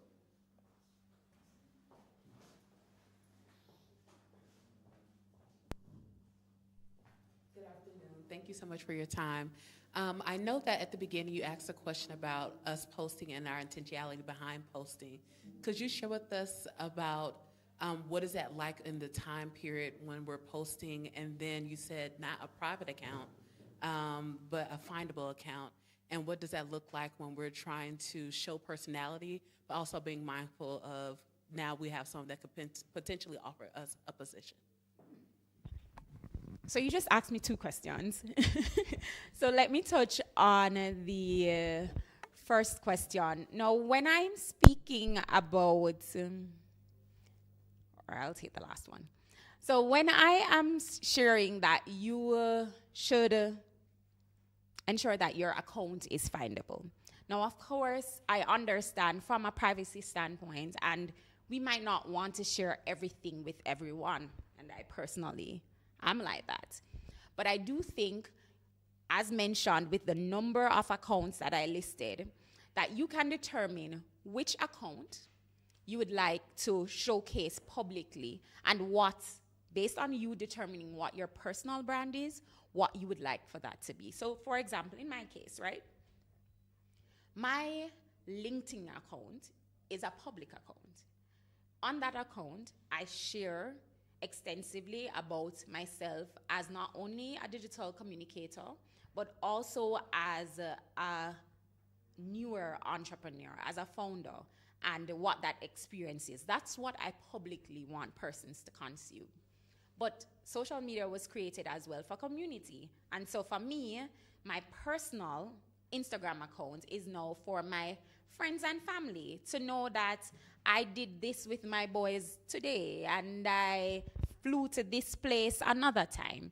So it's knowing what your personal brand is, because as you mentioned, considering that we cannot remove anything. And by the way, private in the general sense, because we know it's not truly private, right?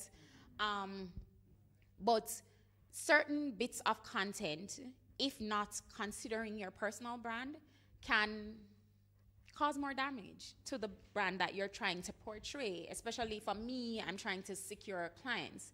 That's how I get paid. I have to pitch and propose and submit proposals to get clients. So I don't just get paid like that. So I have to be intentional in what I showcase and how I position myself. And so for students, that's what I would encourage. Now to your first part of the question about timing, and the main reason I said it for 24 hours is I wanted it to be immediate, right? So thinking back not too far, when are you, and for every single time you post, you want to ensure that you're thinking of it in the immediate moment and not just distant, whether past or future, so that you are constantly thinking. I'm encouraging you to be in the habit of thinking, right? Thinking through what your personal brand is versus being laissez-faire, so to speak, not intentional. I want you to be intentional. And so that's why I mentioned the timing, right? So it's just for you to have that behavior of practice time, consider your values, consider what people should get from you from each post at all times. So what I will add though to that is that if you in fact, and I gave you the assignment, but beyond the 3-day assignment, I'm going to recommend that you create a bit of a voice for yourself, right? You're going to now come up with your own individual strategy about when you will post, how you will post, what you'll be posting. We could go into further, your content pillars, all of that. But at minimum, identify what you want people to know you about and work from there. That's the key thing. I hope I answered your question. Okay, thank you so much again, Mrs. Scott. We'll now go for a quick break. We'll be right back. It's small, little but Talawa. Small but packing a big punch. The DCS pins are amazing and add newness to your attire. The intricate design and creativity makes it a must-have. And how about some burgundy? Not that one, this! The new and improved DCS burgundy shirts are a must-have. You're already outstanding, so why not stand out? DCS pins cost $500, while shirts cost $3,200. Get yours at the DCS office today.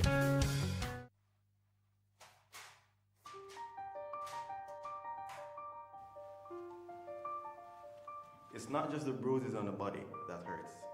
The wounds of the heart, the scars of the mind are important too. If you or anyone that you know is suffering from a mental disorder, please to contact this mental health unit at www.moh.mov.jm. Don't neglect your mental health. Your mental health, your priority.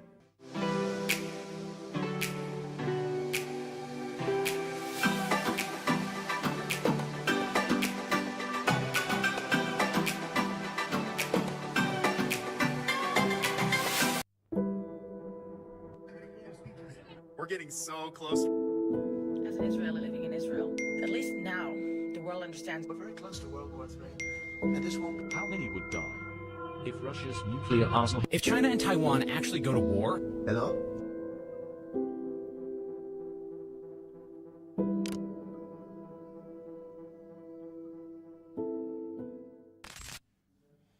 And welcome back. Now, as we prepare to step into a wider world, we must also recognize that success requires more than just knowledge. It requires courage, resilience, and grit. Now, it requires the ability to think independently, take risks, learn, and even learn from our failures. Let's not forget creating opportunities where none exist. Our final toolkit is inspired by someone who embodies these qualities.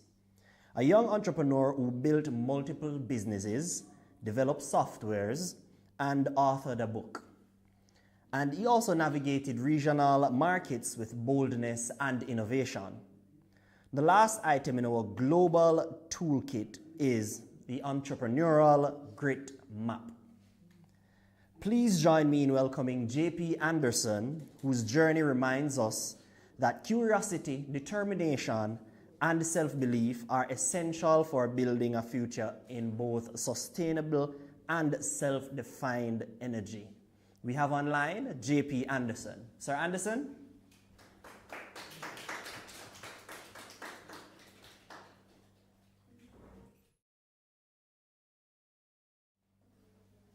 All right, not hearing. All right, so we're not hearing you, Sir Anderson. I don't know if you want to check. Thank you. I'm back. So we have been having a wonderful presentation so far. The program has been a great one. 3 great presenters, and we continue to learn information on hand and all of that. So here that now we have Sir JP back online. Sir JP. Thank you. Thank you. Can you hear me now? Yes, loud and clear. All good? All good. Oh, you're muted now. All right. I'm just going to take it that you could hear me fine. Thank you, everyone, for having me today. We're going to talk about guts, right? That's the goal of today's session, that grit, and we're going to build that entrepreneurial grit map.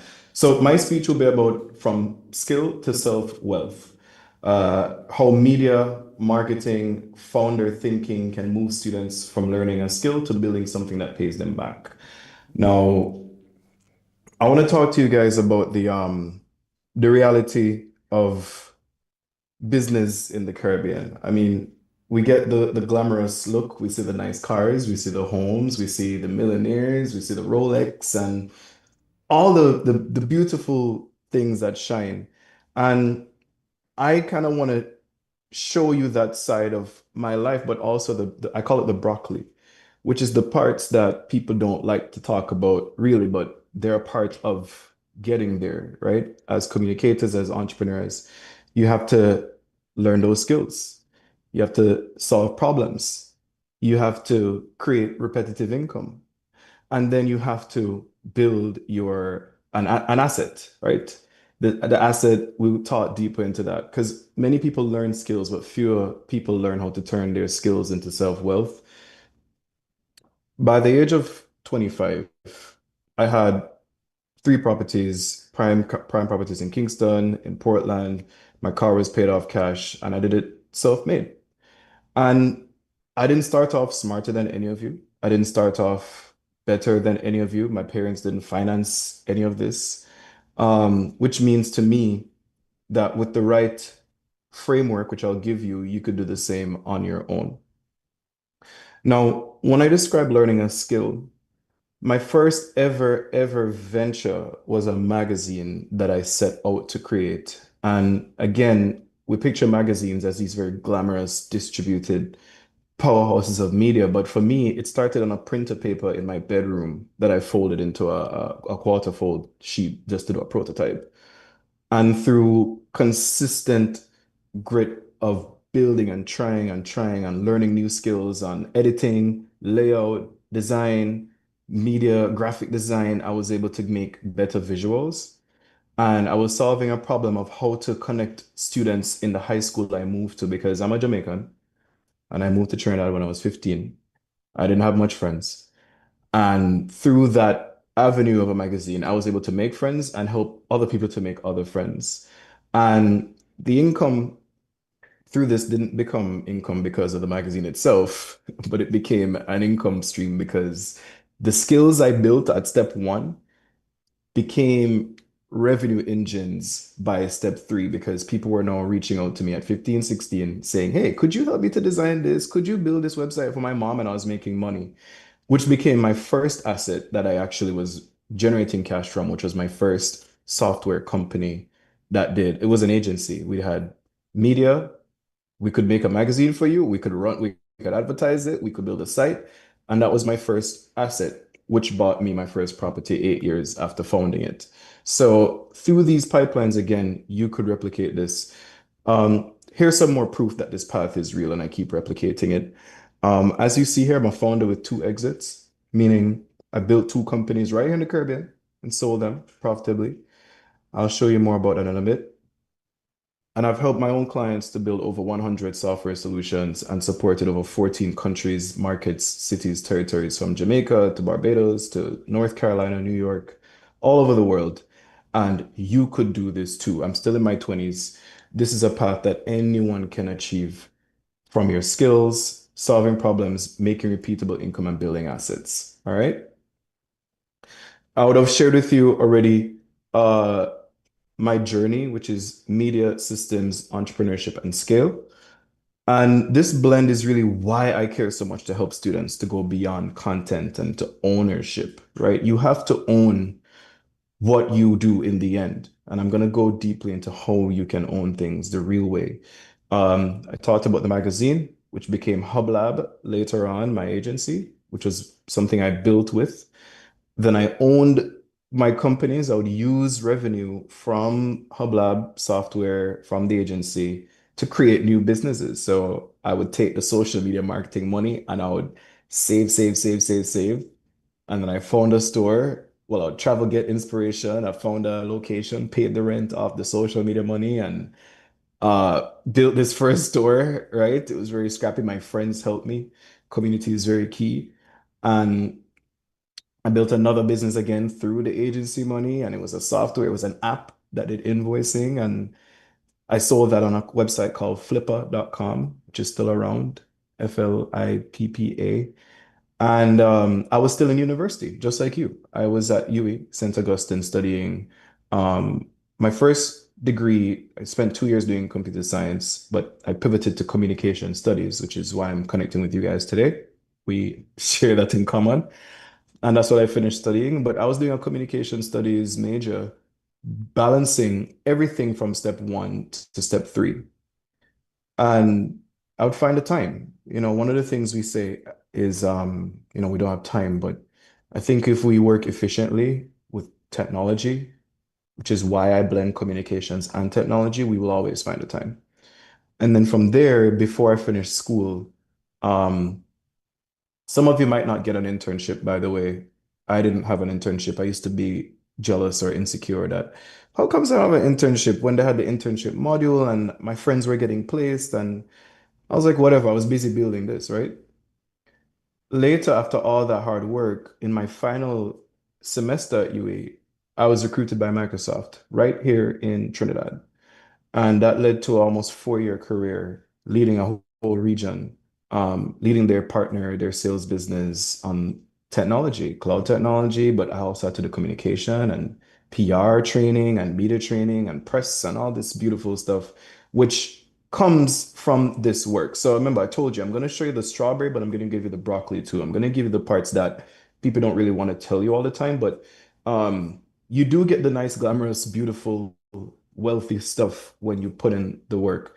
So I'm going to give you some habits that form the work. These matter all the time. You never have to wait on a perfect opportunity, and they will guide you to the real work naturally. There's so many of you in the room today that you're all different. But if you follow these 5 things, you're set for success, I guarantee. The first one is curiosity. I want you to always learn faster than your environment changes. Curiosity will have an unfair momentum. When I had that software company, I was snatching customers left and right from people that were doing, I had Yellow Pages as a client. Yellow Pages was using a company called Simply Intense, if I'm not mistaken, or B Mobile. And they came to me to do their work, right? I shot Premier League for them. That happened because I was always curious. I was always researching where are people buying, where are they spending, who can I talk to? I built friends in the industry. I'm always curious. So that level of curiosity will open doors for you because more people want to help you. And I could go on and on with more stories that curiosity has blessed me with. The next one is ownership. So start with what's already in your hands. You own your skills. You own your action, you own your execution, you own your ideas, you just make them real. So start with what you already have. You own your values. So think about your integrity when you act, when no one's looking. Think about your responsibility to society. You own these things, think about them and build everything, even in private, before it comes to public, what you're doing and stay consistent. So do the work before the applause comes. There's a lot of work even now. I'm going to show you some things that I'm investing in. And it's not work that people give me applause for. It's not work that people give me credit for, but that's okay. At every stage, do the dirty work, the hands-on work that people say, oh, I'm not doing that, that below me. That's my unfair advantage. I keep doing what people don't want to do. If you do the same, you'll be fine. Just stay consistent. Repetition builds trust and proof. Earlier speakers spoke about credibility. Indeed, your credibility that I'm sharing with you is built on you having repetition, on the good work that your curiosity and your ownership drove you to build, and then monetize it. Always ask, who are you helping with this work? So when you do a magazine, who is the audience that you're helping? When you're making an agency, what problem are you solving? When you're doing the next TikTok reel or the next interview or the next journal entry, what value are you creating and how can you price it? There's always a value tied to the work that you're doing. And asset thinking. Always think about how you could build things that can work more than once. Always think in terms of systems. There's a gentleman I'm coaching and he's doing some social media work for one of the businesses that I'm currently invested in. And it came across my desk to take a look on what he's doing. And I asked him a couple questions around, so it was a pretty ad, but I started to ask him, who is the audience? What's the niche? Where are you targeting them? What is the demographic? And I was getting into some scientific measures of what appears to be very beautiful communication. And, as communication students, we learn about narrative, we learn about perception, we learn about the audience, we learn about all these concepts. And there's an engineering below it, which we must have down to a system because when he has to come and do another ad, I don't want guesswork. Your business, your asset is to be like a button, you press it and it brings you cash on the next side. So that's what's happening here on the system side. Everything you do, think about the systems. This is not education you're gonna get on the fly. I learned these things through having coaches. I learned these things through mentors. So when you're curious, you're going to meet these people. You're going to meet the mentors, the coaches to help you. But that's going to happen. IPs are intellectual property. I have trademarks. I own companies. I'm a shareholder. You want to own things. And if you don't know, again, be curious and ask questions and follow the pipeline. I have here likes are nice, but leverage is better. I grew up on the internet when social media was now coming up into being what it is. And I remember when likes got invented, really, or follows got invented in front of my eyes. And I remember saying, I'm not really impressed. And there are people who have turned follows into revenue, but all follows are not revenue. And follows don't always mean brand equity. And I gave another concept, which is you could have a viral video and they're all hating you, and you could have made $0 because you didn't have leverage or convert your ownership. You didn't answer these questions before. Who are you helping? What's the problem? So all those numbers, all that reach you get, it has no home. Therefore, when you build, follow the sustainable path of asking questions on what you do, be consistent, monetize it, and own assets that can replicate over time. And don't focus on the noise of likes and hype. And again, as a communicator, as a communications graduate, I know the value of these things, but they have a place, which is you can use them to build a relationship with your community. You can use them to shape a narrative, especially as Jamaican people. You want to own your narrative on the global market. You want to be clear who you are and what your business is. But just know the difference between money coming in from your business to make wealth and also wealth through your narrative and your identity. All right. It becomes powerful when it leads somewhere, which I just touched on. So if you're going to really become a juggernaut on social media and have a great flywheel, that wheel turning, focus on that attention. It has to be something useful, clear, and relevant. What do I mean?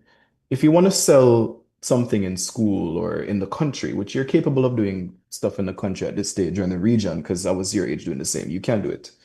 Whatever you're providing, make it useful. If you're going to teach people AI, why? Someone talked about the niche. What niche needs AI today? Is it companies in distribution? Is it companies in finance? What struggles do they have? And can you capture their attention as a com student with the right information?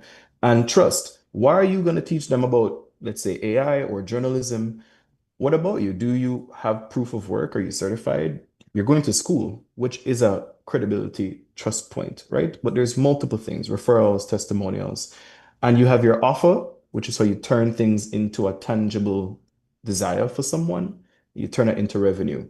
Your payment link, your Stripe, your PayPal, your First Atlantic, your bank account. Make sure you're ready. A lot of people, I've been there where I myself wasn't ready, and the deal comes, and I have to quickly figure out how to capture that cash, right? And then you reinvest that money into stocks, into your brand, into your team, hiring people, and more. So the question is not, can you create something? Obviously, yes, you guys are extremely capable. And I think as Jamaican people, as Caribbean people, you guys are the masters of creativity and entertainment and curating, right? So the question is not can you do it? It's can you connect it to a customer journey?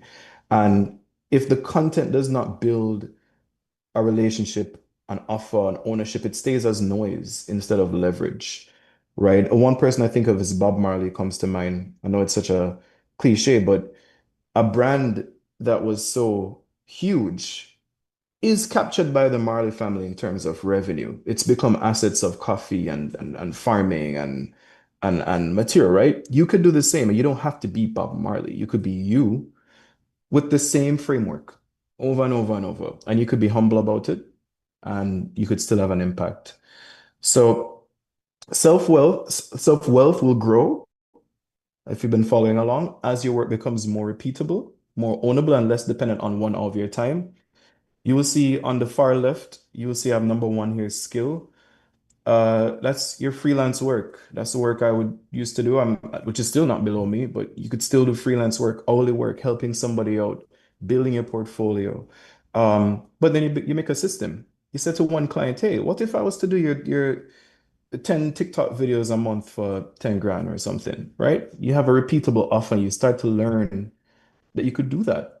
And then you offer that to more people and you make a template. Here's how you make the winning TikTok video. Video got 10,000 views. Here's how to do it over and over and over. You're selling 10,000 view videos, which people want. You have a lot of people on TikTok that can't even make a hundred views, right? So if you're capable of doing this, you make your systems, then you hear how easy it starts to sound. And assets. You see at step 3, I have some pictures here of let's see if I could zoom in. Yeah, this was my first store. All the things from my system I put into this first business in 2017. And then one day somebody approached me through I had again relationships from my curiosity through the magazine. One of the persons I worked with at the magazine, I didn't had no clue how wealthy they were. Came in and they offered to buy it and they bought it.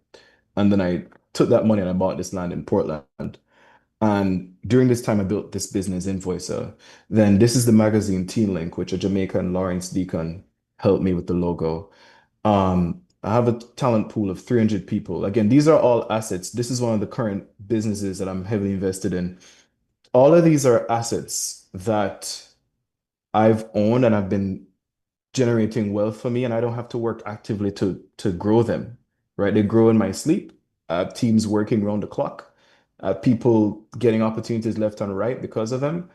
And you can do the same. Again, I did not start off smarter than you. I did not start off with more time than you. I did not start off with any investors or parents giving me capital. I didn't start off with finished schooling. I started all this in school.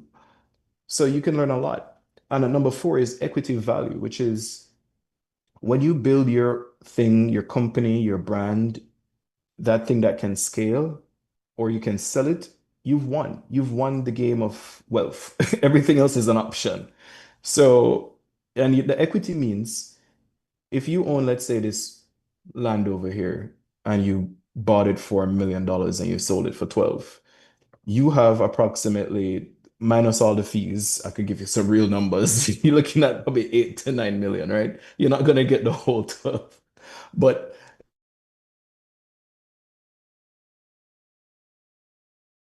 you could buy another thing, you could do it all over again. And the real wealth comes from these repeatable systems happening where you have the equity and you just keep doing it over and over and over. So don't stop at being talented, everyone.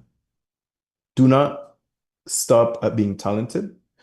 Become transferable, repeatable, and ownable. And if you work for someone in your first role building your skills, think about that. A lot of people have an opportunity to do these jobs really well and be in the owner's shoes and think, if I'm doing this job for them, how can I make it scalable? How can I help my boss out by multiplying what I do so you can get promoted or the business could grow faster and you benefit as you grow. And one thing I didn't mention, which I think will help you to make it more real, this store, I didn't make money off social media as a regular worker, how I got the money for this store. I was a regular worker, I was an intern, I was unpaid, I worked for free. And I would do such good work, meaning I'd come in, I would give all the offers and the systems, and I was killing it. And I said to the owner one day, what if I partnered with you in your graphic design shop? What if I partnered with you in this shop to sell websites to your customers and I split the money with you? And I told her I could make 5,000 US off a website. I could give you 2.5. And it was a fight because she's never done that. But eventually she said yes. And that's how I had an engine. She had a list of like thousands of credible business owners that I just kept selling the same thing to. And we had a full engine going, and that engine built my business. And the source of that came from really good, genuine work happening at the scale level, which again, a lot of people don't tell you that, right? But I'm here to tell you, and that's how it became really effective. Lastly, I'm going to give you a 30-day grit map. Start small, start now, and start with something you can own. So in your first week, pick one skill that you have and one audience. Number 2, in week 2, publish 5 useful pieces that can solve one problem.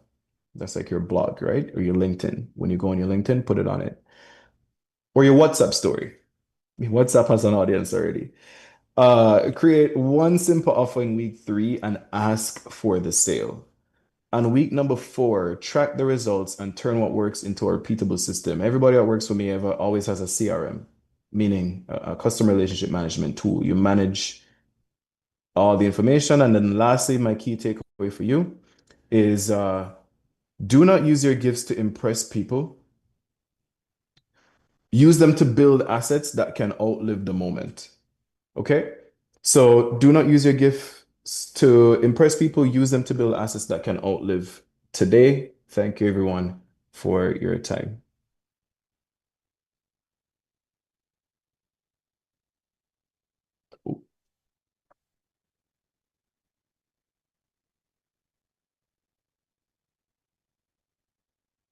Ownership or consistency or monetization and or asset thinking.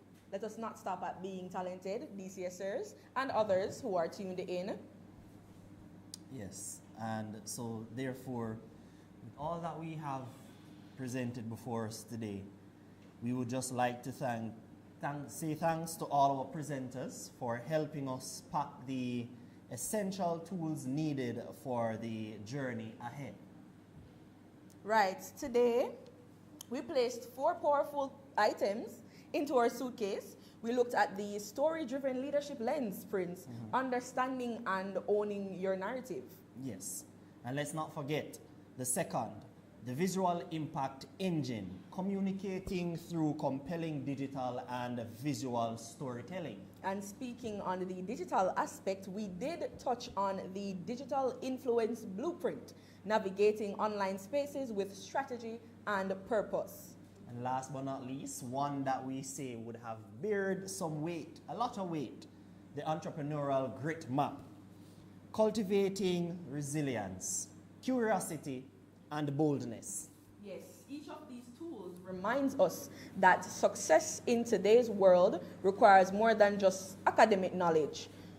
It requires preparation, adaptability, creativity, confidence, and awareness. And as students, we are all on the journey. The question is not simply where we are going, but whether we are truly equipped for where we are headed. Now, as we prepare to land this program, we want to take a moment to celebrate you, our passengers, for showing up with curiosity, courage, and let's not forget, guts. And because every journey deserves a reward, we're closing with a few giveaways. That sounds interesting enough, Prince. Interesting. Sounds very interesting. And the questions that we'll receive are inspired by the tools that you would have packed today and the presenters who would have poured into you. Now, what we want for you to do is, while we go at this, is just maintain the quorum of thinking back on what you learned, so you can maintain the knowledge, you can maintain the information, what inspired you and what stood out to you. And therefore, if you know the answer, you'll be able to raise your hand at this moment. So we can take a hand, be in the moment, reflect. So we have our first person. So just to repeat, so you can get what we're saying, we would love for you to think back on what you learned today from all 4 presentations. Find out, we would like to know what stood out to you, what inspired you. And if you, of course, have that answer, you'd be able to share. So I see one hand already. I see another here. All right, go ahead. Okay. Good afternoon, everyone. Good afternoon. I think what stood out the most to me was the whole matter of visibility. As a trying media practitioner, because I won't say a student, because I'm already practicing, I kind of struggle with separating my personality from a sense of professionalism online. So I think I'm a bit clearer now on how to navigate that, how to separate, or not even separate, but just manage what people see and how they interact with my brand. All right, nice. Give her a round of applause. All right, we had the next and. We're going to take that now, and then we carry on. Everyone. So for me, from the 4 presentations that stood out the most is that media and communication is a broad field.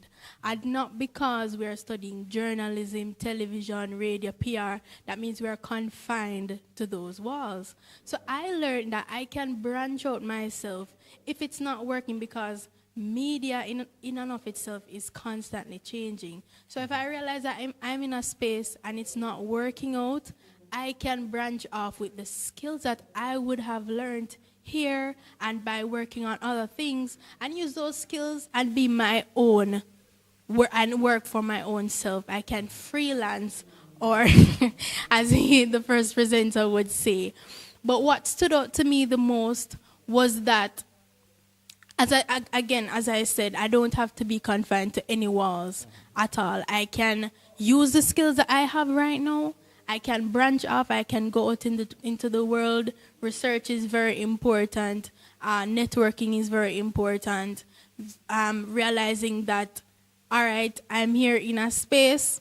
If media changes tomorrow, if my job changes tomorrow, I can still make multiple streamline of assets. So it just brought out to me the most that I must always be relevant in this media industry.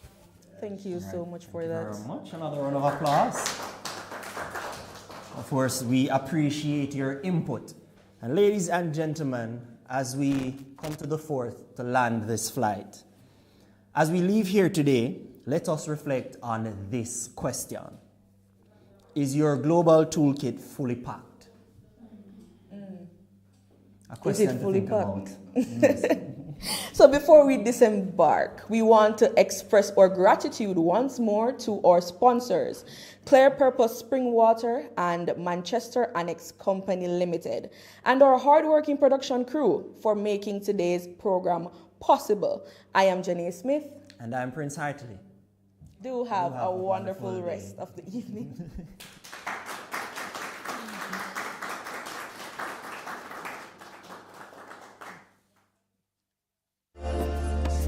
DCS, we are the best. DCS, we are the best. DCS, we are the best. Department of Communication Studies.